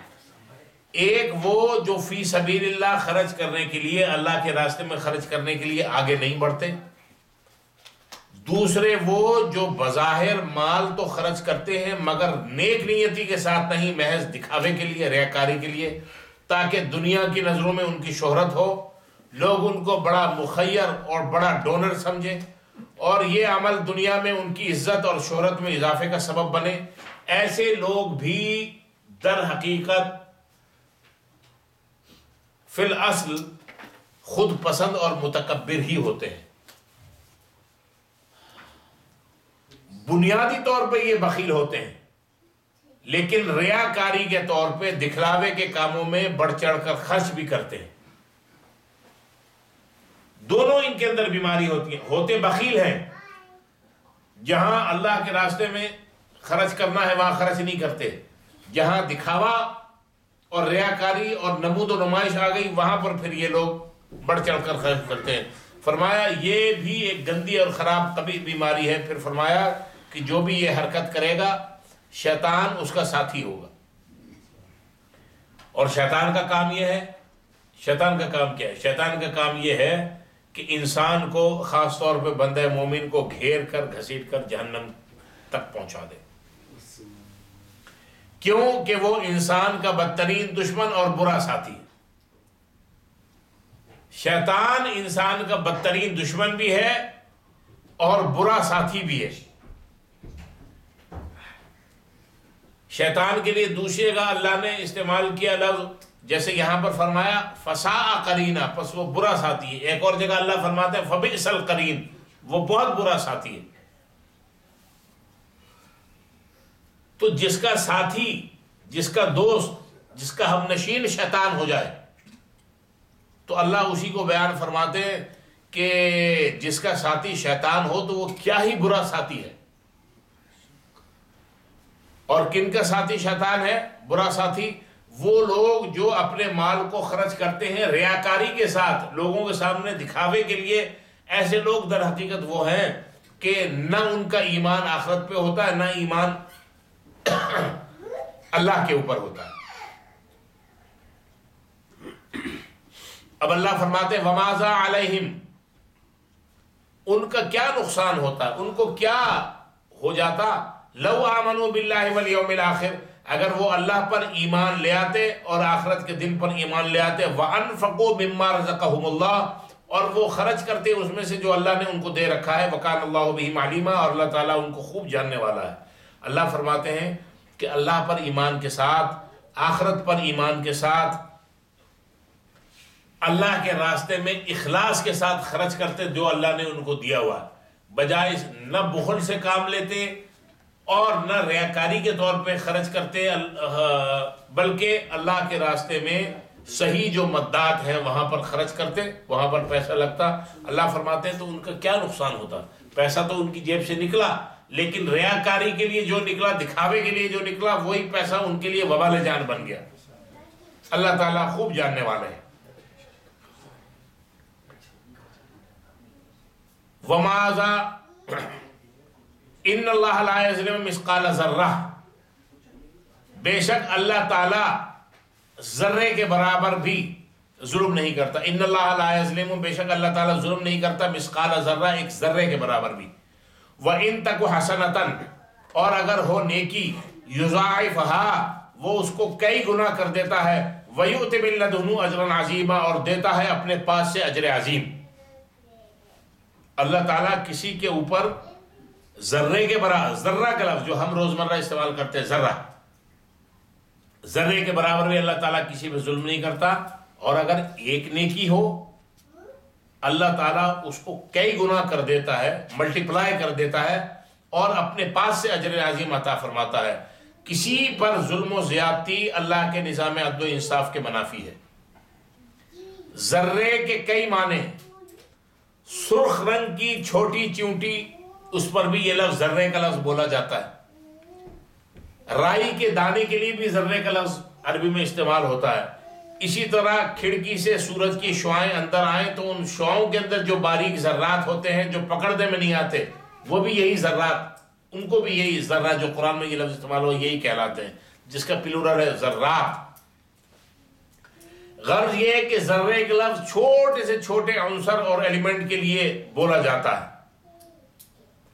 تو اللہ تعالیٰ رائی کے دانے کے برابر یا وہ جو پارٹیکل جو دھوپ میں اڑ رہا ہے، نظر بھی نہیں آ رہا، پکڑ بھی نہیں سکتے، اس کے برابر بھی اللہ تعالیٰ کسی کے اوپر ظلم نہیں کرتا. اور کیسے اللہ تعالیٰ عطا فرماتا ہے؟ نیکی اگر ایک ہو، سنسیریٹی کے ساتھ کی ہو تو اللہ تبارک و تعالیٰ اس کو ملٹیپلائی کر دیتا ہے اور اپنے پاس سے اجر عظیم عطا فرماتا ہے.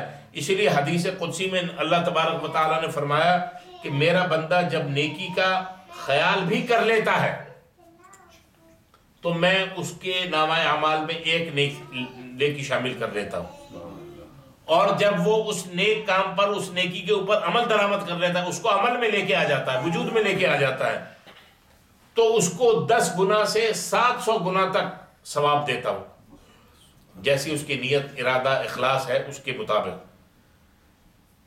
لیکن اگر وہ برائی کا خیال کرتا ہے، کسی برے کام کا یا گناہ کا خیال کرتا ہے تو کچھ نہیں لکھا جاتا. لیکن اگر وہ ایک گناہ یا وہ پھر اس برائی کا ارتکاب کرے تو اس کے نامہ اعمال میں صرف ایک گناہ لکھا جاتا ہے. بلکہ ایک اور حدیث میں یہ الفاظ آتے ہیں کہ اگر برائی کا ارادہ کرتا ہے، کسی گناہ کا ارادہ ہوا لیکن اللہ کا خوف دل کے اوپر طاری ہو گیا اور وہ اس گناہ سے باز آ گیا، گناہ کو کیا نہیں، اللہ فرماتے ہیں اس کے اس عمل پہ میں اس کے نامہ اعمال میں ایک نیکی کا اضافہ کر دیتا ہوں. حالانکہ برائی اس نے کی نہیں ہے اور اچھائی بھی نہیں کی، لیکن دل میں خوف پیدا ہو گیا، اس خوف کی بنیاد پہ وہ اس برے کام سے بچا رہا، نہیں کیا. تو برے کام سے بچنا بھی تو ایک نیکی ہے. اللہ تبارک و تعالیٰ فرماتے ہیں میں اس کے نامہ اعمال میں ایک نیکی کا اضافہ اور کر دیتا ہوں.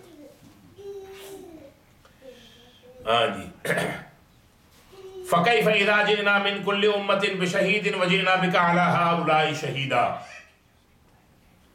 اللہ فرماتے ہیں پھر کیا حال ہوگا جب ہم ہر امت سے ایک گواہ بلائیں گے. فَكَيْفَ إِذَا جِئْنَا مِن كُلِّ أُمَّةٍ بِشَهِيدٍ.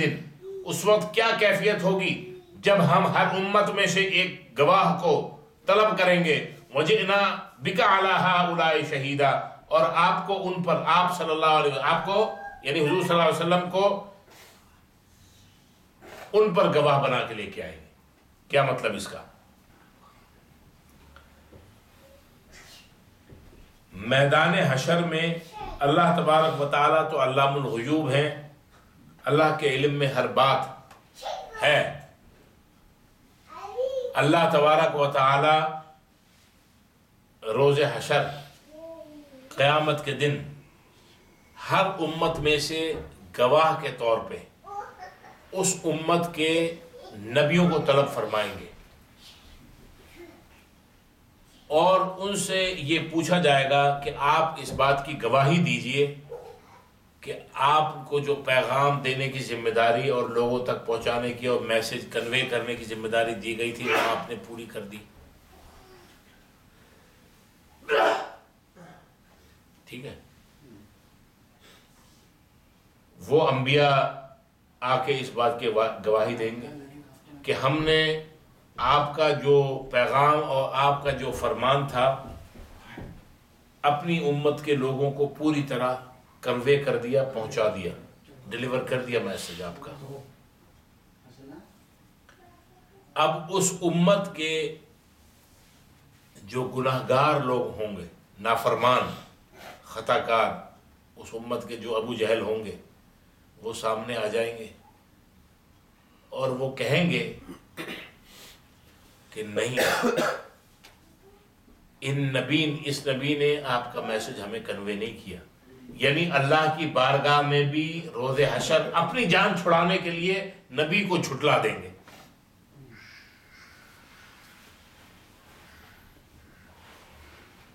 اللہ تبارک و تعالی کی طرف سے ان انبیاء کی تصدیق کے لیے اللہ تبارک و تعالی نبی علیہ الصلوۃ والسلام کو طلب فرمائیں گے نبی علیہ الصلوۃ والسلام اس بات کی شہادت و گواہی دیں گے کہ یا باری تعالیٰ ان انبیاء نے اپنے اپنے وقت میں اپنی اپنی امتوں کو تیرا پیغام صحیح طور پہ ڈیلیور کر دیا تھا۔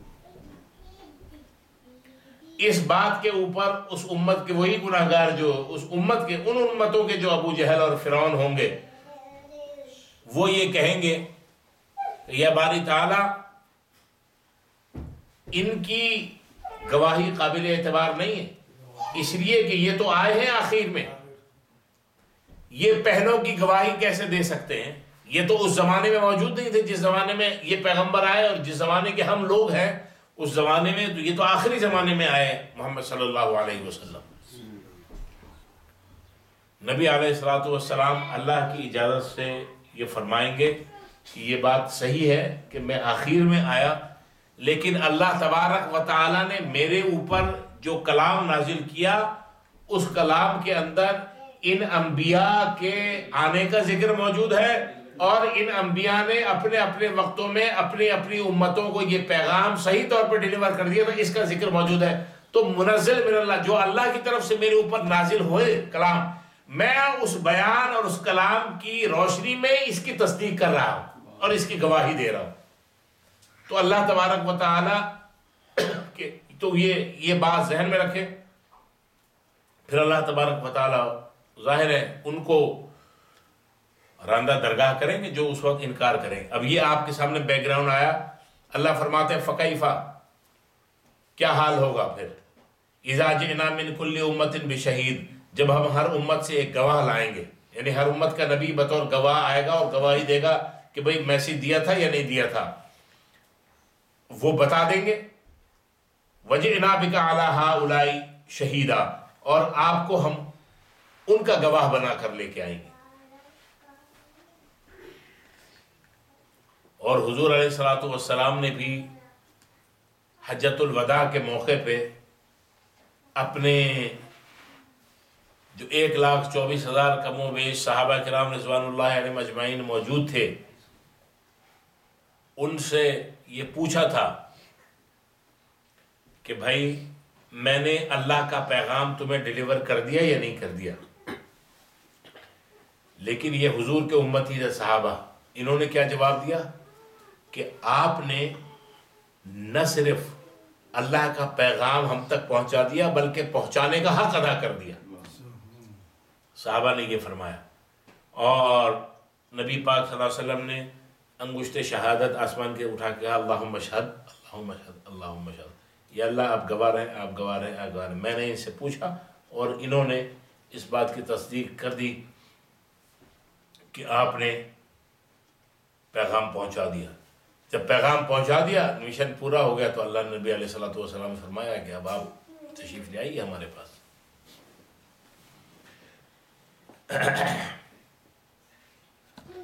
یومئذ یود الذین کفروا وعصوا الرسول لو تسوی بہم الارض، یومئذ اس دن، یود خواہش کریں گے، تمنا کریں گے، الذین کفروا وہ جنہوں نے کفر کیا، وعصوا الرسول اور نبی کی نافرمانی کی، کیا تمنا کریں گے؟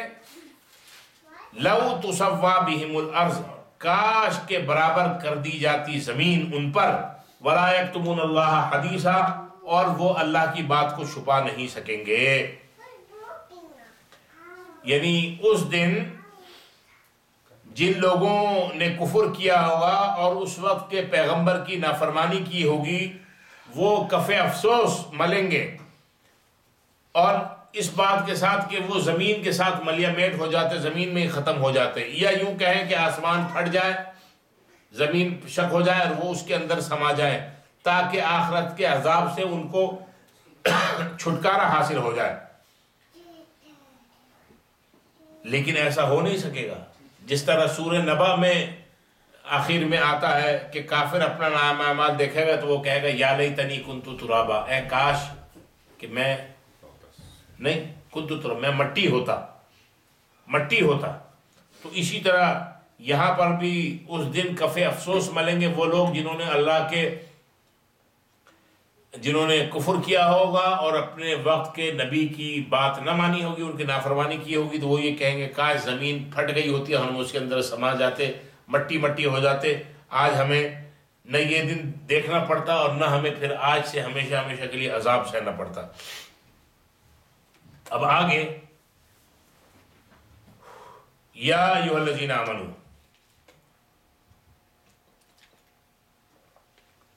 اے مومنوں، اے ایمان والو، لا تقربوا الصلاۃ، نماز کے قریب بھی نہ جانا۔ اب بہت سے لوگ کہتے ہیں نا بھئی ہم تو قرآن کہہ رہا ہے لا تقربوا الصلاۃ، نماز کے قریب بھی نہ جاؤ، لہذا ہم آتے ہی نہیں مسجد میں۔ لا تقربوا الصلاۃ، قرآن کہہ رہا ہے نماز کے قریب بھی نہ جاؤ۔ کب نہ جاؤ؟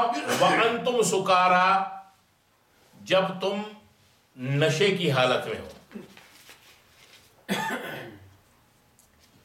حَتَّىٰ تَعْلَمُوا مَا تَقُولُونَ، یہاں تک کہ تم سمجھنے نہ لگو وہ جو تم کہتے ہو، وہ تمہاری سمجھ سے ہی باہر ہو جائے کہ تم پڑھ کیا رہے ہو، کہہ کیا رہے ہو۔ ولا جنوباً، اور نہ حالت جنابت میں نماز کے قریب آؤ، یعنی جب تمہیں بڑی پلیدی ہو گئی، غسل شرعی غسل واجب تمہارے اوپر لاگو ہو گیا، تو اس حالت میں بھی تم نماز کے قریب نہ جاؤ۔ یہ نہیں کہ میں نہا لوں گا بعد میں چلو نماز کا ٹائم نکل جائے گا پہلے میں نماز سے کھڑکا دیں، نہیں، یہ نہیں۔ الا عابری سبیل، مگر یہ کہ ہو حالت سفر میں، حتی تغتسلوا، یہاں تک کہ پھر تم غسل کر لو۔ پہلے ترجمہ دیکھ لیں۔ وَإِن كُنتُم مَرْضَىٰ، اور اگر تم مریض ہو، بیمار ہو، او علی سفر، یا سفر میں ہو، او جاء احد منکم من الغائط، یا تم میں سے کوئی آئے بیت الخلاء میں سے ہو کر، او لامستم النساء، یا تم بے تکلف تعلقات کے لیے گئے ہو اپنی عورتوں کے پاس، فلم تجدوا ماء، اور تم نہ پاؤ پانی کو، پانی موجود نہ ہو، فتیمموا صعیدا طیبا، پس تم تیمم کر لو پاک صاف مٹی سے، فامسحوا بوجوہکم وایدیکم، پس مسح کر لو اپنے چہروں کا اور اپنے ہاتھوں کا، ان اللہ کان عفوا غفورا، بے شک اللہ تعالی بڑا معاف کرنے والا، بڑی مغفرت کرنے والا ہے۔ اچھا جی، آیت شروع ہو رہی ہے، آیت بڑی اہم ہے۔ یا ایھا الذین آمنوا، اے ایمان والو، لا تقربوا الصلاۃ وانتم سکاریٰ، نماز کے قریب بھی مت جاؤ جبکہ تم نشے کی حالت میں ہو، یعنی جب نشہ کر لو، جب پی پلا لیا پھر جا، تو کیا پینے کی اجازت ہے؟ نشے کی اجازت ہے؟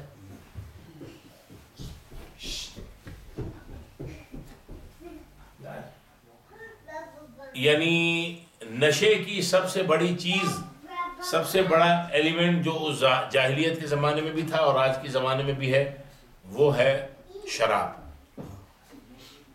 سکارا، ہر نشے آور چیز جو ہے، یہ نہیں کہ شراب کے لیے شراب حرام ہے اور باقی نشے آور چیز جو ہے وہ حلال ہے، نہیں۔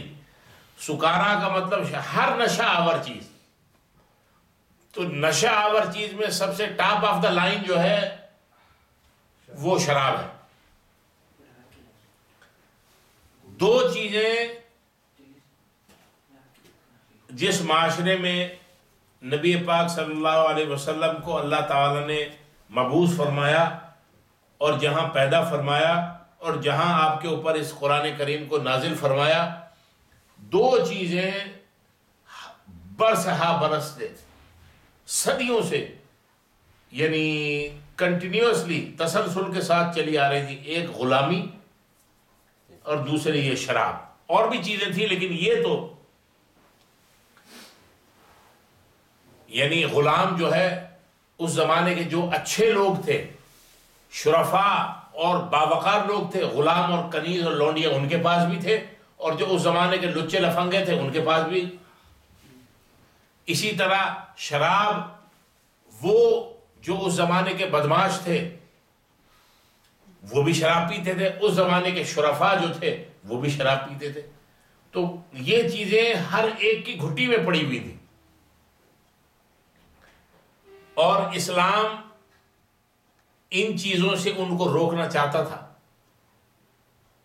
لیکن یہ دونوں چیزیں ایسی تھیں کہ اگر ان دونوں چیزوں کو فوری طور پہ اگر حکم دیا جاتا کہ اس کو مت کرو، تو شاید امکان یہ تھا کہ وہ لوگ نبی پاک صلی اللہ علیہ وسلم کی اس بات کو ماننے سے انکار کر دیتے. کہا ہم یہ نہیں کر سکتے. جس کے پاس ہزاروں لونڈیاں ہیں، سینکڑوں لونڈیاں اور غلام ہیں، اور وہ ان کی باقاعدہ تجارت کر رہا ہے، ان سے کام لے رہا ہے، وہ ان کے لیے بڑے پروفیٹیبل ہیں، اور ایک دم حکم آ جائے کہ آپ ان سارے غلام اور لونڈیوں کو آزاد کر دیں، وہ کہتے ہیں بھائی ہمیں ایسا اسلام نہیں چاہیے، ہم تو بالکل کنگلے ہو جائیں گے، ختم ہو جائیں گے. اسی طرح شراب، وہی کہتے تھے کہ ہم اس سے دستبردار نہیں ہو سکتے. تو اسلام، دین اسلام اور قرآنی تعلیمات بہت سی چیزوں کا علاج گریجول کرتے ہیں. قرآن کو اللہ تعالیٰ نے گریجول نازل فرمایا 23 سال کے عرصے میں، اسی لیے کہ جیسے جیسے ضرورت ہوتی رہے لوگوں کے اوپر نازل فرماتے رہے، لوگوں کے لیے احکامات آتے رہے ادھر، تاکہ ذہن سازی بھی ہوتے رہے، تیار بھی ہوتے رہے، اور ماننے کے لیے دل اور دماغ ان احکامات کو قبول کرتے بھی رہے.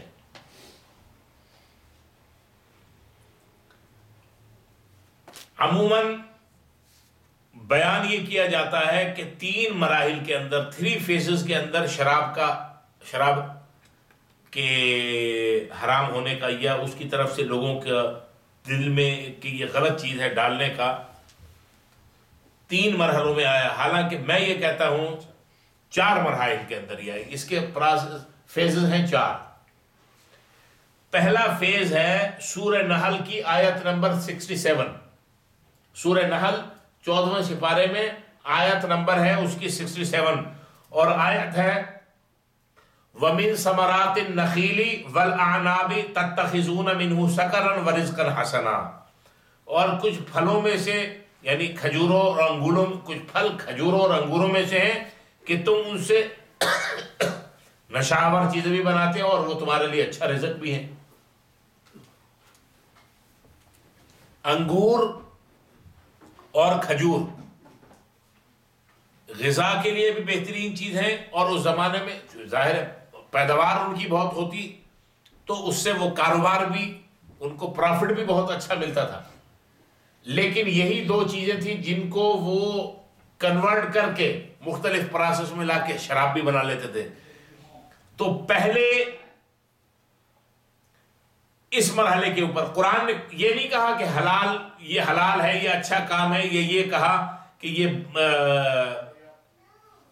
یعنی برا ہے، یہ اچھا ہے. ایک لوگوں کے ذہن پہ ایک ہلکے سے ایک چھوٹا سا ہیمر ایسے لگایا کہ سوچنے کی طرف ان کو مجبور کیا. وَمِن ثَمَرَاتِ النَّخِيلِ وَالْأَعْنَابِ تَتَّخِذُونَ مِنْهُ سَكَرًا وَرِزْقًا حَسَنًا، کہ یہ پھل جو ہیں، ان کے جو یہ درخت ہیں کھجور کے اور انگور کے، ان سے تم شراب والی چیز بھی، نشہ آور چیز بھی بناتے ہو، اور یہ تمہارے لیے رزقاً حسنا، اچھا رزق بھی ہے. یعنی ان کو تم کھاتے بھی ہو، ان سے کماتے بھی ہو، رزق اچھا ہے، پھر تم اس سے شراب بناتے ہو. بات سمجھ میں آئی؟ یہ چیز جو ہے وہ تھوڑا سا ایک جھٹکا دیا ایک دماغ پہ سوچنے کے لیے. اس سے ہوا کیا، جو بڑے غور و فکر والے لوگ تھے، مثال کے طور پہ حضرت ابو بکر صدیق رضی اللہ عنہ جیسے، انہوں نے تو یہ آیت نازل ہوتے ہی چھوڑ دی، اور انہوں نے یہ سوچا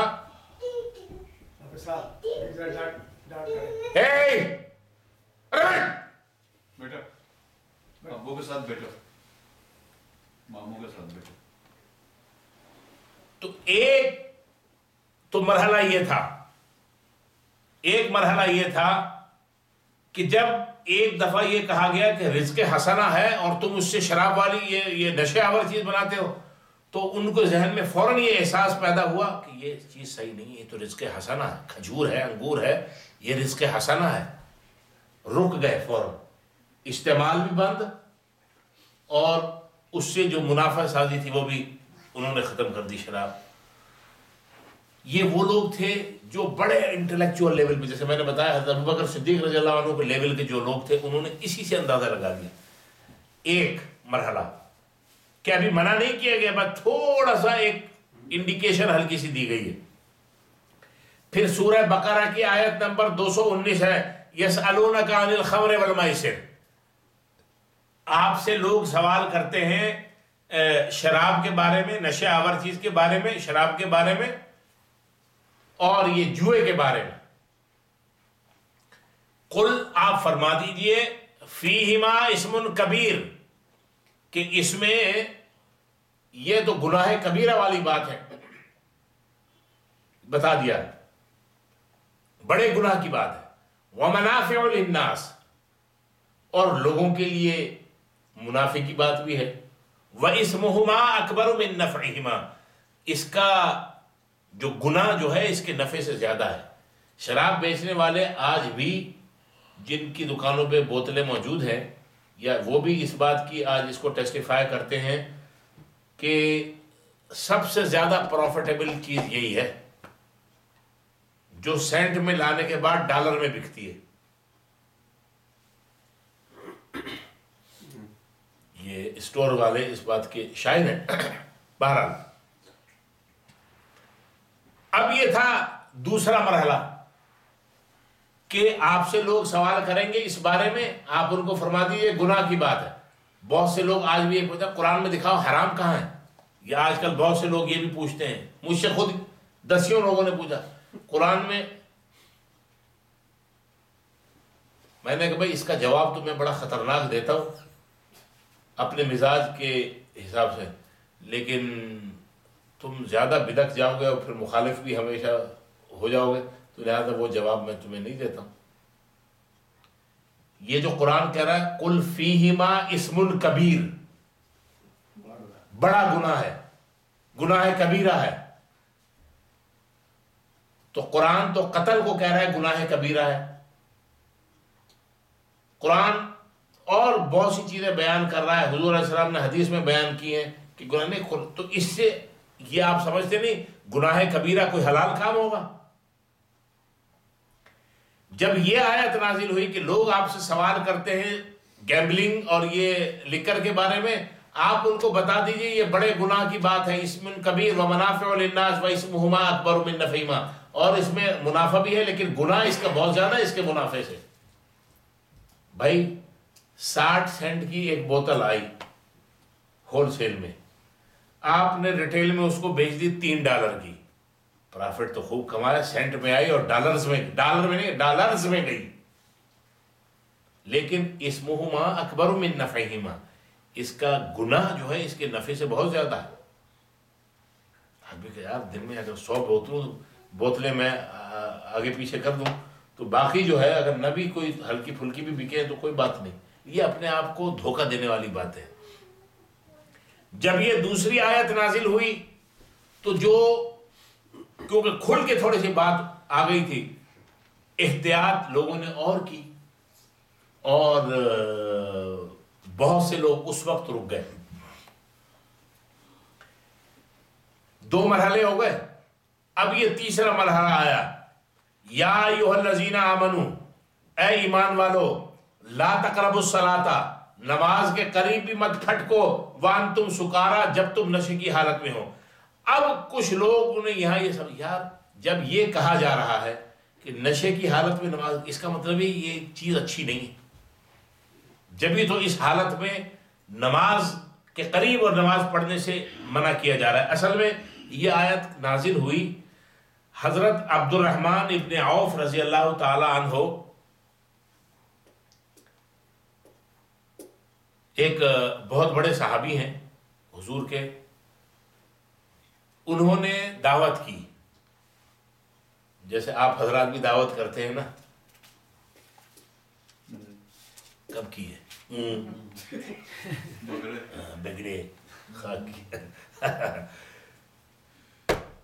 حضرت علی کو بھی بلایا، سیدنا علی ابن ابی طالب رضی اللہ عنہ۔ اب ایک بات یہاں اور بتاؤں، یہی بات ڈاکٹر اسرار نے بیان کر دی، سب ان کے مخالف، حضرت علی کا نام لے لیا، حضرت علی کا نام لے لیا۔ چلو حضرت علی کا نام نہیں لیتے، ایک صحابی، میں کہتا ہوں چلو یہ بھی صحیح، لیکن ساری تفاسیر کے اندر سمجھے 50 تفسیریں تو عربی کی میرے پاس ہیں، 50۔ واقعہ یہی ہے، وہ یہ دوسرے لوگ وہ کہتے ہیں جی حضرت علی کا نام لے لیا، اور اس کے خلاف مظاہرے ڈاکٹر اسرار صاحب کے خلاف۔ اب بات یہ ہے، اب میں نے تو، مجھے تو نہیں پتا کہ کہاں لیا ہے، میں نے تو احتجاج دیکھا۔ ہاں اگر یوں کہا جا سکتا کہ بھئی کسی صحابی نے، اب تفسیروں کو تو آپ جھٹلا نہیں سکتے نا، جب سب تفسیر، میرے پاس شیعہ تفاسیر بھی ہیں، تو شیعہ تفاسیر نے تو حضرت علی کا نام نہیں لکھا، باقی ساری تفاسیر کے اندر کہ حضرت علی، جو حضرت عبد الرحمن بن عوف رضی اللہ تعالیٰ عنہ نے جو دعوت کی، اس دعوت کے اندر حضرت علی رضی اللہ تعالیٰ عنہ کو بھی بلایا گیا تھا، آپ بھی بطور مہمان کے شامل تھے اس دعوت میں، ضیافت میں۔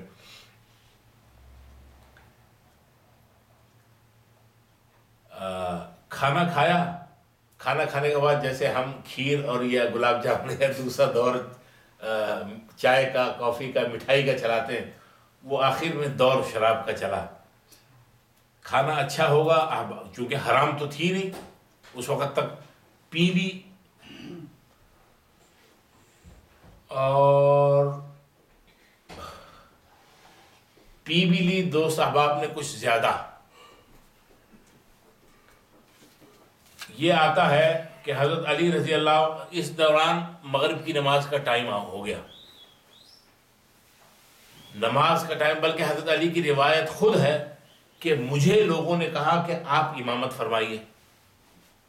کھانا کھایا، کھانا کھانے کے بعد دور چلا، اور زیادہ سب لوگوں نے پی لی، تو کچھ ہوش نہیں رہا، لیکن یہ ظاہر ہے، یہ تو پتہ ہے کہ نماز کا ٹائم ہو گیا، اب نماز پڑھنی ہے، تو یہ پڑھی انہوں نے، قل یا ایھا الکافرون، جب پڑھی قل یا ایھا الکافرون لا اعبد ما تعبدون ونحن نعبد ما تعبدون، یہ تو اس میں نہیں ہے نا سورہ، یہ انہوں نے پڑھ لی، اور اس کا ترجمہ بالکل الٹ ہے۔ قل یا ایھا الکافرون کی پوری صورت جو ہے، اس میں تو ترجمہ یہ ہے کہ اے کافروں، جن کی تم عبادت کرتے ہو ان کی ہم عبادت نہیں کرتے، اور جن کی ہم عبادت کرتے ہیں ان کی تم عبادت نہیں کرتے، نہ تم ہمارے لوگ اللہ کی عبادت کرو گے، نہ تمہارے بتڑوں کی، ہم تمہارے بتڑوں کی عبادت کریں گے، لکم دینکم ولی دین، تمہارے لیے تمہارا دین، ہمارے لیے ہمارا دین۔ تو لیکن وہ اس کیفیت کے اندر وہ پڑ گئے، قل یا ایھا الکافرون لا اعبد ما تعبدون ونحن نعبد ما تعبدون، ہم ان کی عبادت کرتے ہیں جن کی تم عبادت کرتے ہیں، کیونکہ ظاہر ہے۔ تو اللہ نے اس وقت یہ آیت نازل فرما دی کہ یا ایھا الذین آمنوا، اے ایمان والو، لا تقربوا الصلاۃ، نماز کے قریب بھی مت پھٹکو، وانتم سکارا، جب کہ تم نشے کی حالت میں ہو، نشے کی کیفیت میں ہو۔ کیوں؟ حتی تعلموا ما تقولون، یہاں تک کہ، یعنی جب نشہ ختم ہو جائے، حتی تعلموا ما تقولون، یہاں تک کہ تم سمجھنے لگو وہ جو تم کہہ رہے ہو، یعنی جو تم پڑھ رہے ہو تمہاری سمجھ میں بھی آنا چاہیے کہ تم کیا پڑھ رہے، یعنی کہ بالکل ہی اس سے الگ جو ہے کیا کہہ رہے ہو تمہارے خیال میں ہی نہیں ہے۔ اب یہاں ایک اور مسئلہ پیدا ہو گیا، بعد کے آنے والے لوگوں نے کہا کہ بھئی نماز اس وقت تک ہو ہی نہیں سکتی جب تک آپ اللہ اکبر کہنے، جتنا جو کچھ پڑھ رہے ہیں اس کا آپ کو سب کا پتہ نہ ہو کہ آپ کیا پڑھ رہے ہیں، کیا کہہ رہے ہیں۔ حتی تعلموا ما تقولون، یہاں تک کہ تمہیں سمجھ میں آنا چاہیے ہر وہ چیز جو تم اس کے اندر کہہ رہے ہو، یعنی پڑھ رہے ہو۔ اگر کوئی ایسی نماز نہیں پڑھتا تو وہ لا تقربوا الصلاۃ، نماز کے قریب بھی نہ جائے۔ یہ ایک اور مصیبت پیدا کر دی لوگوں نے، بعد کے جو انٹلیکچوئل ہیں، حالانکہ ایسی بات نہیں ہے۔ اچھی بات تو یہی ہے کہ نماز میں جو کچھ پڑھا جا رہا ہے اگر انسان اس کو سمجھ رہا ہے تو اس سے اعلیٰ اور اس سے اچھی بات کیا ہو سکتی ہے کہ آپ اللہ اکبر کہہ رہے ہیں، تحیات پڑھ رہے ہیں، کوئی بھی سورت پڑھ رہے ہیں، اس کا ترجمہ اور تشریح آپ کے علم میں ہے، آپ کو پتہ ہے کہ آپ کیا اللہ کے ساتھ کمیونیکیشن کر رہے ہیں، ٹھیک ہے؟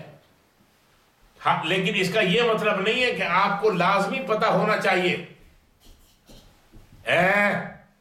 پڑھ جا، تمہیں یہ پتہ ہونا چاہیے کہ کیا پڑھ رہے ہو، نہیں، جو حتی تعلموا ما تقولون، یہاں تک کہ تم سمجھنے لگو وہ جو تم کہتے ہو۔ اس کا بہترین صحیح اس کی تشریح یہی ہے کہ کم از کم اتنا تمہیں ہوش ہونا چاہیے کہ تم جو پڑھ رہے ہو تمہیں پتہ ہونا چاہیے کہ میں یہ پڑھ رہا ہوں، یعنی سورہ فاتحہ پڑھ رہے ہو تو پتہ ہونا چاہیے سورہ فاتحہ، یہ صحیح اس کا مفہوم ہے۔ یہ نہیں کہ ہر ایک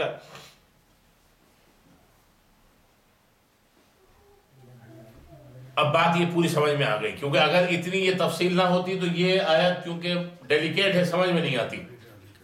یا ایھا الذین آمنوا، اے ایمان والو، لا تقربوا الصلاۃ، نماز کے قریب بھی نہ جاؤ، وانتم سکارا، جبکہ تم نشے کی حالت میں ہو، حتی تعلموا ما تقولون، یہاں تک کہ تم سمجھنے لگو وہ جو تم کہتے ہو، ولا جنبا، اور نہ حالت جنابت میں، یعنی بڑی پلیتی بڑی ناپاکی کی حالت میں اگر ہو تو اس وقت بھی نماز کے قریب نہیں جا سکتے، الا یہ کہ اس وقت غسل شرعی کر کے، اور پھر الا عابری سبیل حتی تغتسلوا، مگر یہ کہ حالت سفر میں ہو، حتی تغتسلوا، یہاں تک کہ تم غسل کر لو۔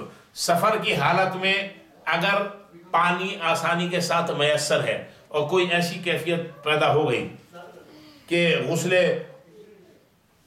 جنابت کرنے کی نوبت آ گئی، اگر پانی میسر ہے تو وہ اضطراری حالت میں نہیں ہے، اس کو غسل شرعی کرنا پڑے گا، اس کے بعد نماز غسل کے ساتھ پڑھنی پڑے گی۔ لیکن ایسی جگہ پہ ہے کہ پانی نہیں ہے تو اس کو تیمم سے کام چلانا پڑے گا، نمبر ایک۔ اور اگر پانی ہے لیکن پانی موجود تو ہے لیکن اس چیز کا خطرہ ہے کہ اگر اس نے غسل کر لیا تو پانی پینے کے لیے پھر اویلیبل یا کہیں سے میسر نہیں ہو سکتا ہے کہ ہلاکت تک نوبت آ جائے، تو وہ اپنی جان بچانے کے لیے پانی سیو کر سکتا ہے اور نماز کے لیے وہ تیمم کرے۔ اس کے علاوہ یہ جو ہے کہ نشے کی حالت، اگر پھر لوگ یہ اعتراض کرتے ہیں کہ اگر تھوڑی پی لی جائے، ہاں کہ بھئی جس میں نشہ نہ چڑھے۔ اچھا، ایک بات ڈاکٹر صاحب کے کہنے سے یہ بات یہ تو ہو گیا تھا تیسرا مرحلہ، اور چوتھا بالکل حرام کا مرحلہ وہ سورہ مائدہ کی آیت نمبر 90-91 جو ہے، انما الخمر والمیسر والانصاب والازلام رجس من عمل الشیطان فاجتنبوه لعلکم تفلحون، انما يريد الشیطان ان یوقع بینکم العداوة والبغضاء في الخمر والمیسر ویصدکم عن ذکر اللہ وعن الصلاۃ فہل انتم منتہون۔ آیت نمبر 90 اور 91، یہ آخری آیت آئے کہ یہ جو ہے شراب اور یہ سب حرام شیطانی کام ہے، کیا تم اب بھی باز نہیں آؤ گے؟ تو صحابہ جو اگر اس وقت پی بھی رہے تھے تو منہ میں جو تھی انہوں نے تھوڑی دیر کہا انتہائینا، ہم باز آ گئے، ہم باز آ گئے۔ وہ چوتھا مرحلہ۔ وَإِن، جیسے ڈاکٹر صاحب کہ اگر کوئی یہ کہے کہ ہم تو تھوڑی اگر ہم پئیں اور اس حالت میں ہمیں نشہ نہیں آئے، تو اس کا فارمولہ حضور علیہ السلام نے فرمایا کہ ہر وہ نشے آور چیز جس کی زیادہ مقدار نشے میں لے آئے، اس کی چھوٹی مقدار تھوڑی مقدار بھی حرام ہے۔ یہ فارمولہ حضور نے دے دیا۔ ہر وہ نشے آور چیز جس کی زیادہ مقدار انٹیک کرنے سے نشہ ہو جائے، اس کی تھوڑی مقدار بھی، ایک چمچہ بھی، وہ حرام ہے۔ وَإِن كُنتُم مَرْضَىٰ، اور اگر تم حالت مرض میں ہو، بیمار ہو، پانی بھی میسر ہے لیکن اس چیز کا اندیشہ ہے کہ اگر نہا لیے تو ہلاکت کا یا بیماری بڑھ جانے کا اندیشہ ہے تو تیمم کر، او علی سفر، یا سفر پہ ہیں، او جاء احد منکم من الغائط، اگر تم میں سے کوئی بیت الخلاء میں سے آئے۔ بیت الخلاء میں سے آنا یہ مطلب ہے کہ بڑی ناپاکی نہیں ہے، اگر خالص بیت الخلا یوز کیا جا رہا ہے تو یہاں صرف وضو سے کام چل جائے. اولا مستم النساء، یا تم نے عورتوں کو مس کیا ہو یا عورتوں کے پاس گئے ہو، یعنی عورت کے ساتھ اپنی بے تکلفانہ ربط ضبط قائم کیا ہو. فلم تجدوا ماء، پہلے نہیں دیکھا پانی، پہلے اس نے بے تکلف تعلقات قائم کر لی کہ پانی تے میں لب لیتا. فلم تجدوا ماء، اور اس نے نہیں پایا پانی، تو پھر پانی نہیں ملا تو فتیمموا صعیدا طیبا، طیب یعنی پاک صاف مٹی سے تیمم کر لے.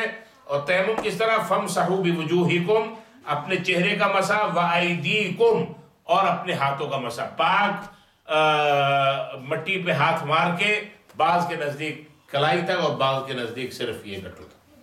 ان اللہ کان عفوا غفورا، بے شک اللہ تعالیٰ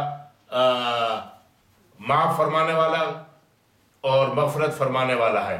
حضور علیہ الصلوۃ والسلام نے فرمایا جعلت تربتها لنا طہورا اذا لم نجد الماء، جب ہمیں پانی نہ ملے تو زمین کی مٹی ہمارے لیے پاکیزگی کا ذریعہ بنا دی گئی ہے. اسی طرح ایک اور حدیث میں حضور نے فرمایا جعلت لی الارض کلها طہورا ومسجدا، روئے زمین میرے لیے اور میری امتیوں کے لیے طہارت اور نماز کی جگہ بنا دی گئی. پاک مٹی پہ انشاءاللہ آیت نمبر 43 تک ہو گیا ہے، 44 سے انشاءاللہ شروع کریں. اللہ تعالیٰ عمل کی توفیق عطا فرمائے. سبحانک اللہم و بحمدک، نشہد ان لا الہ الا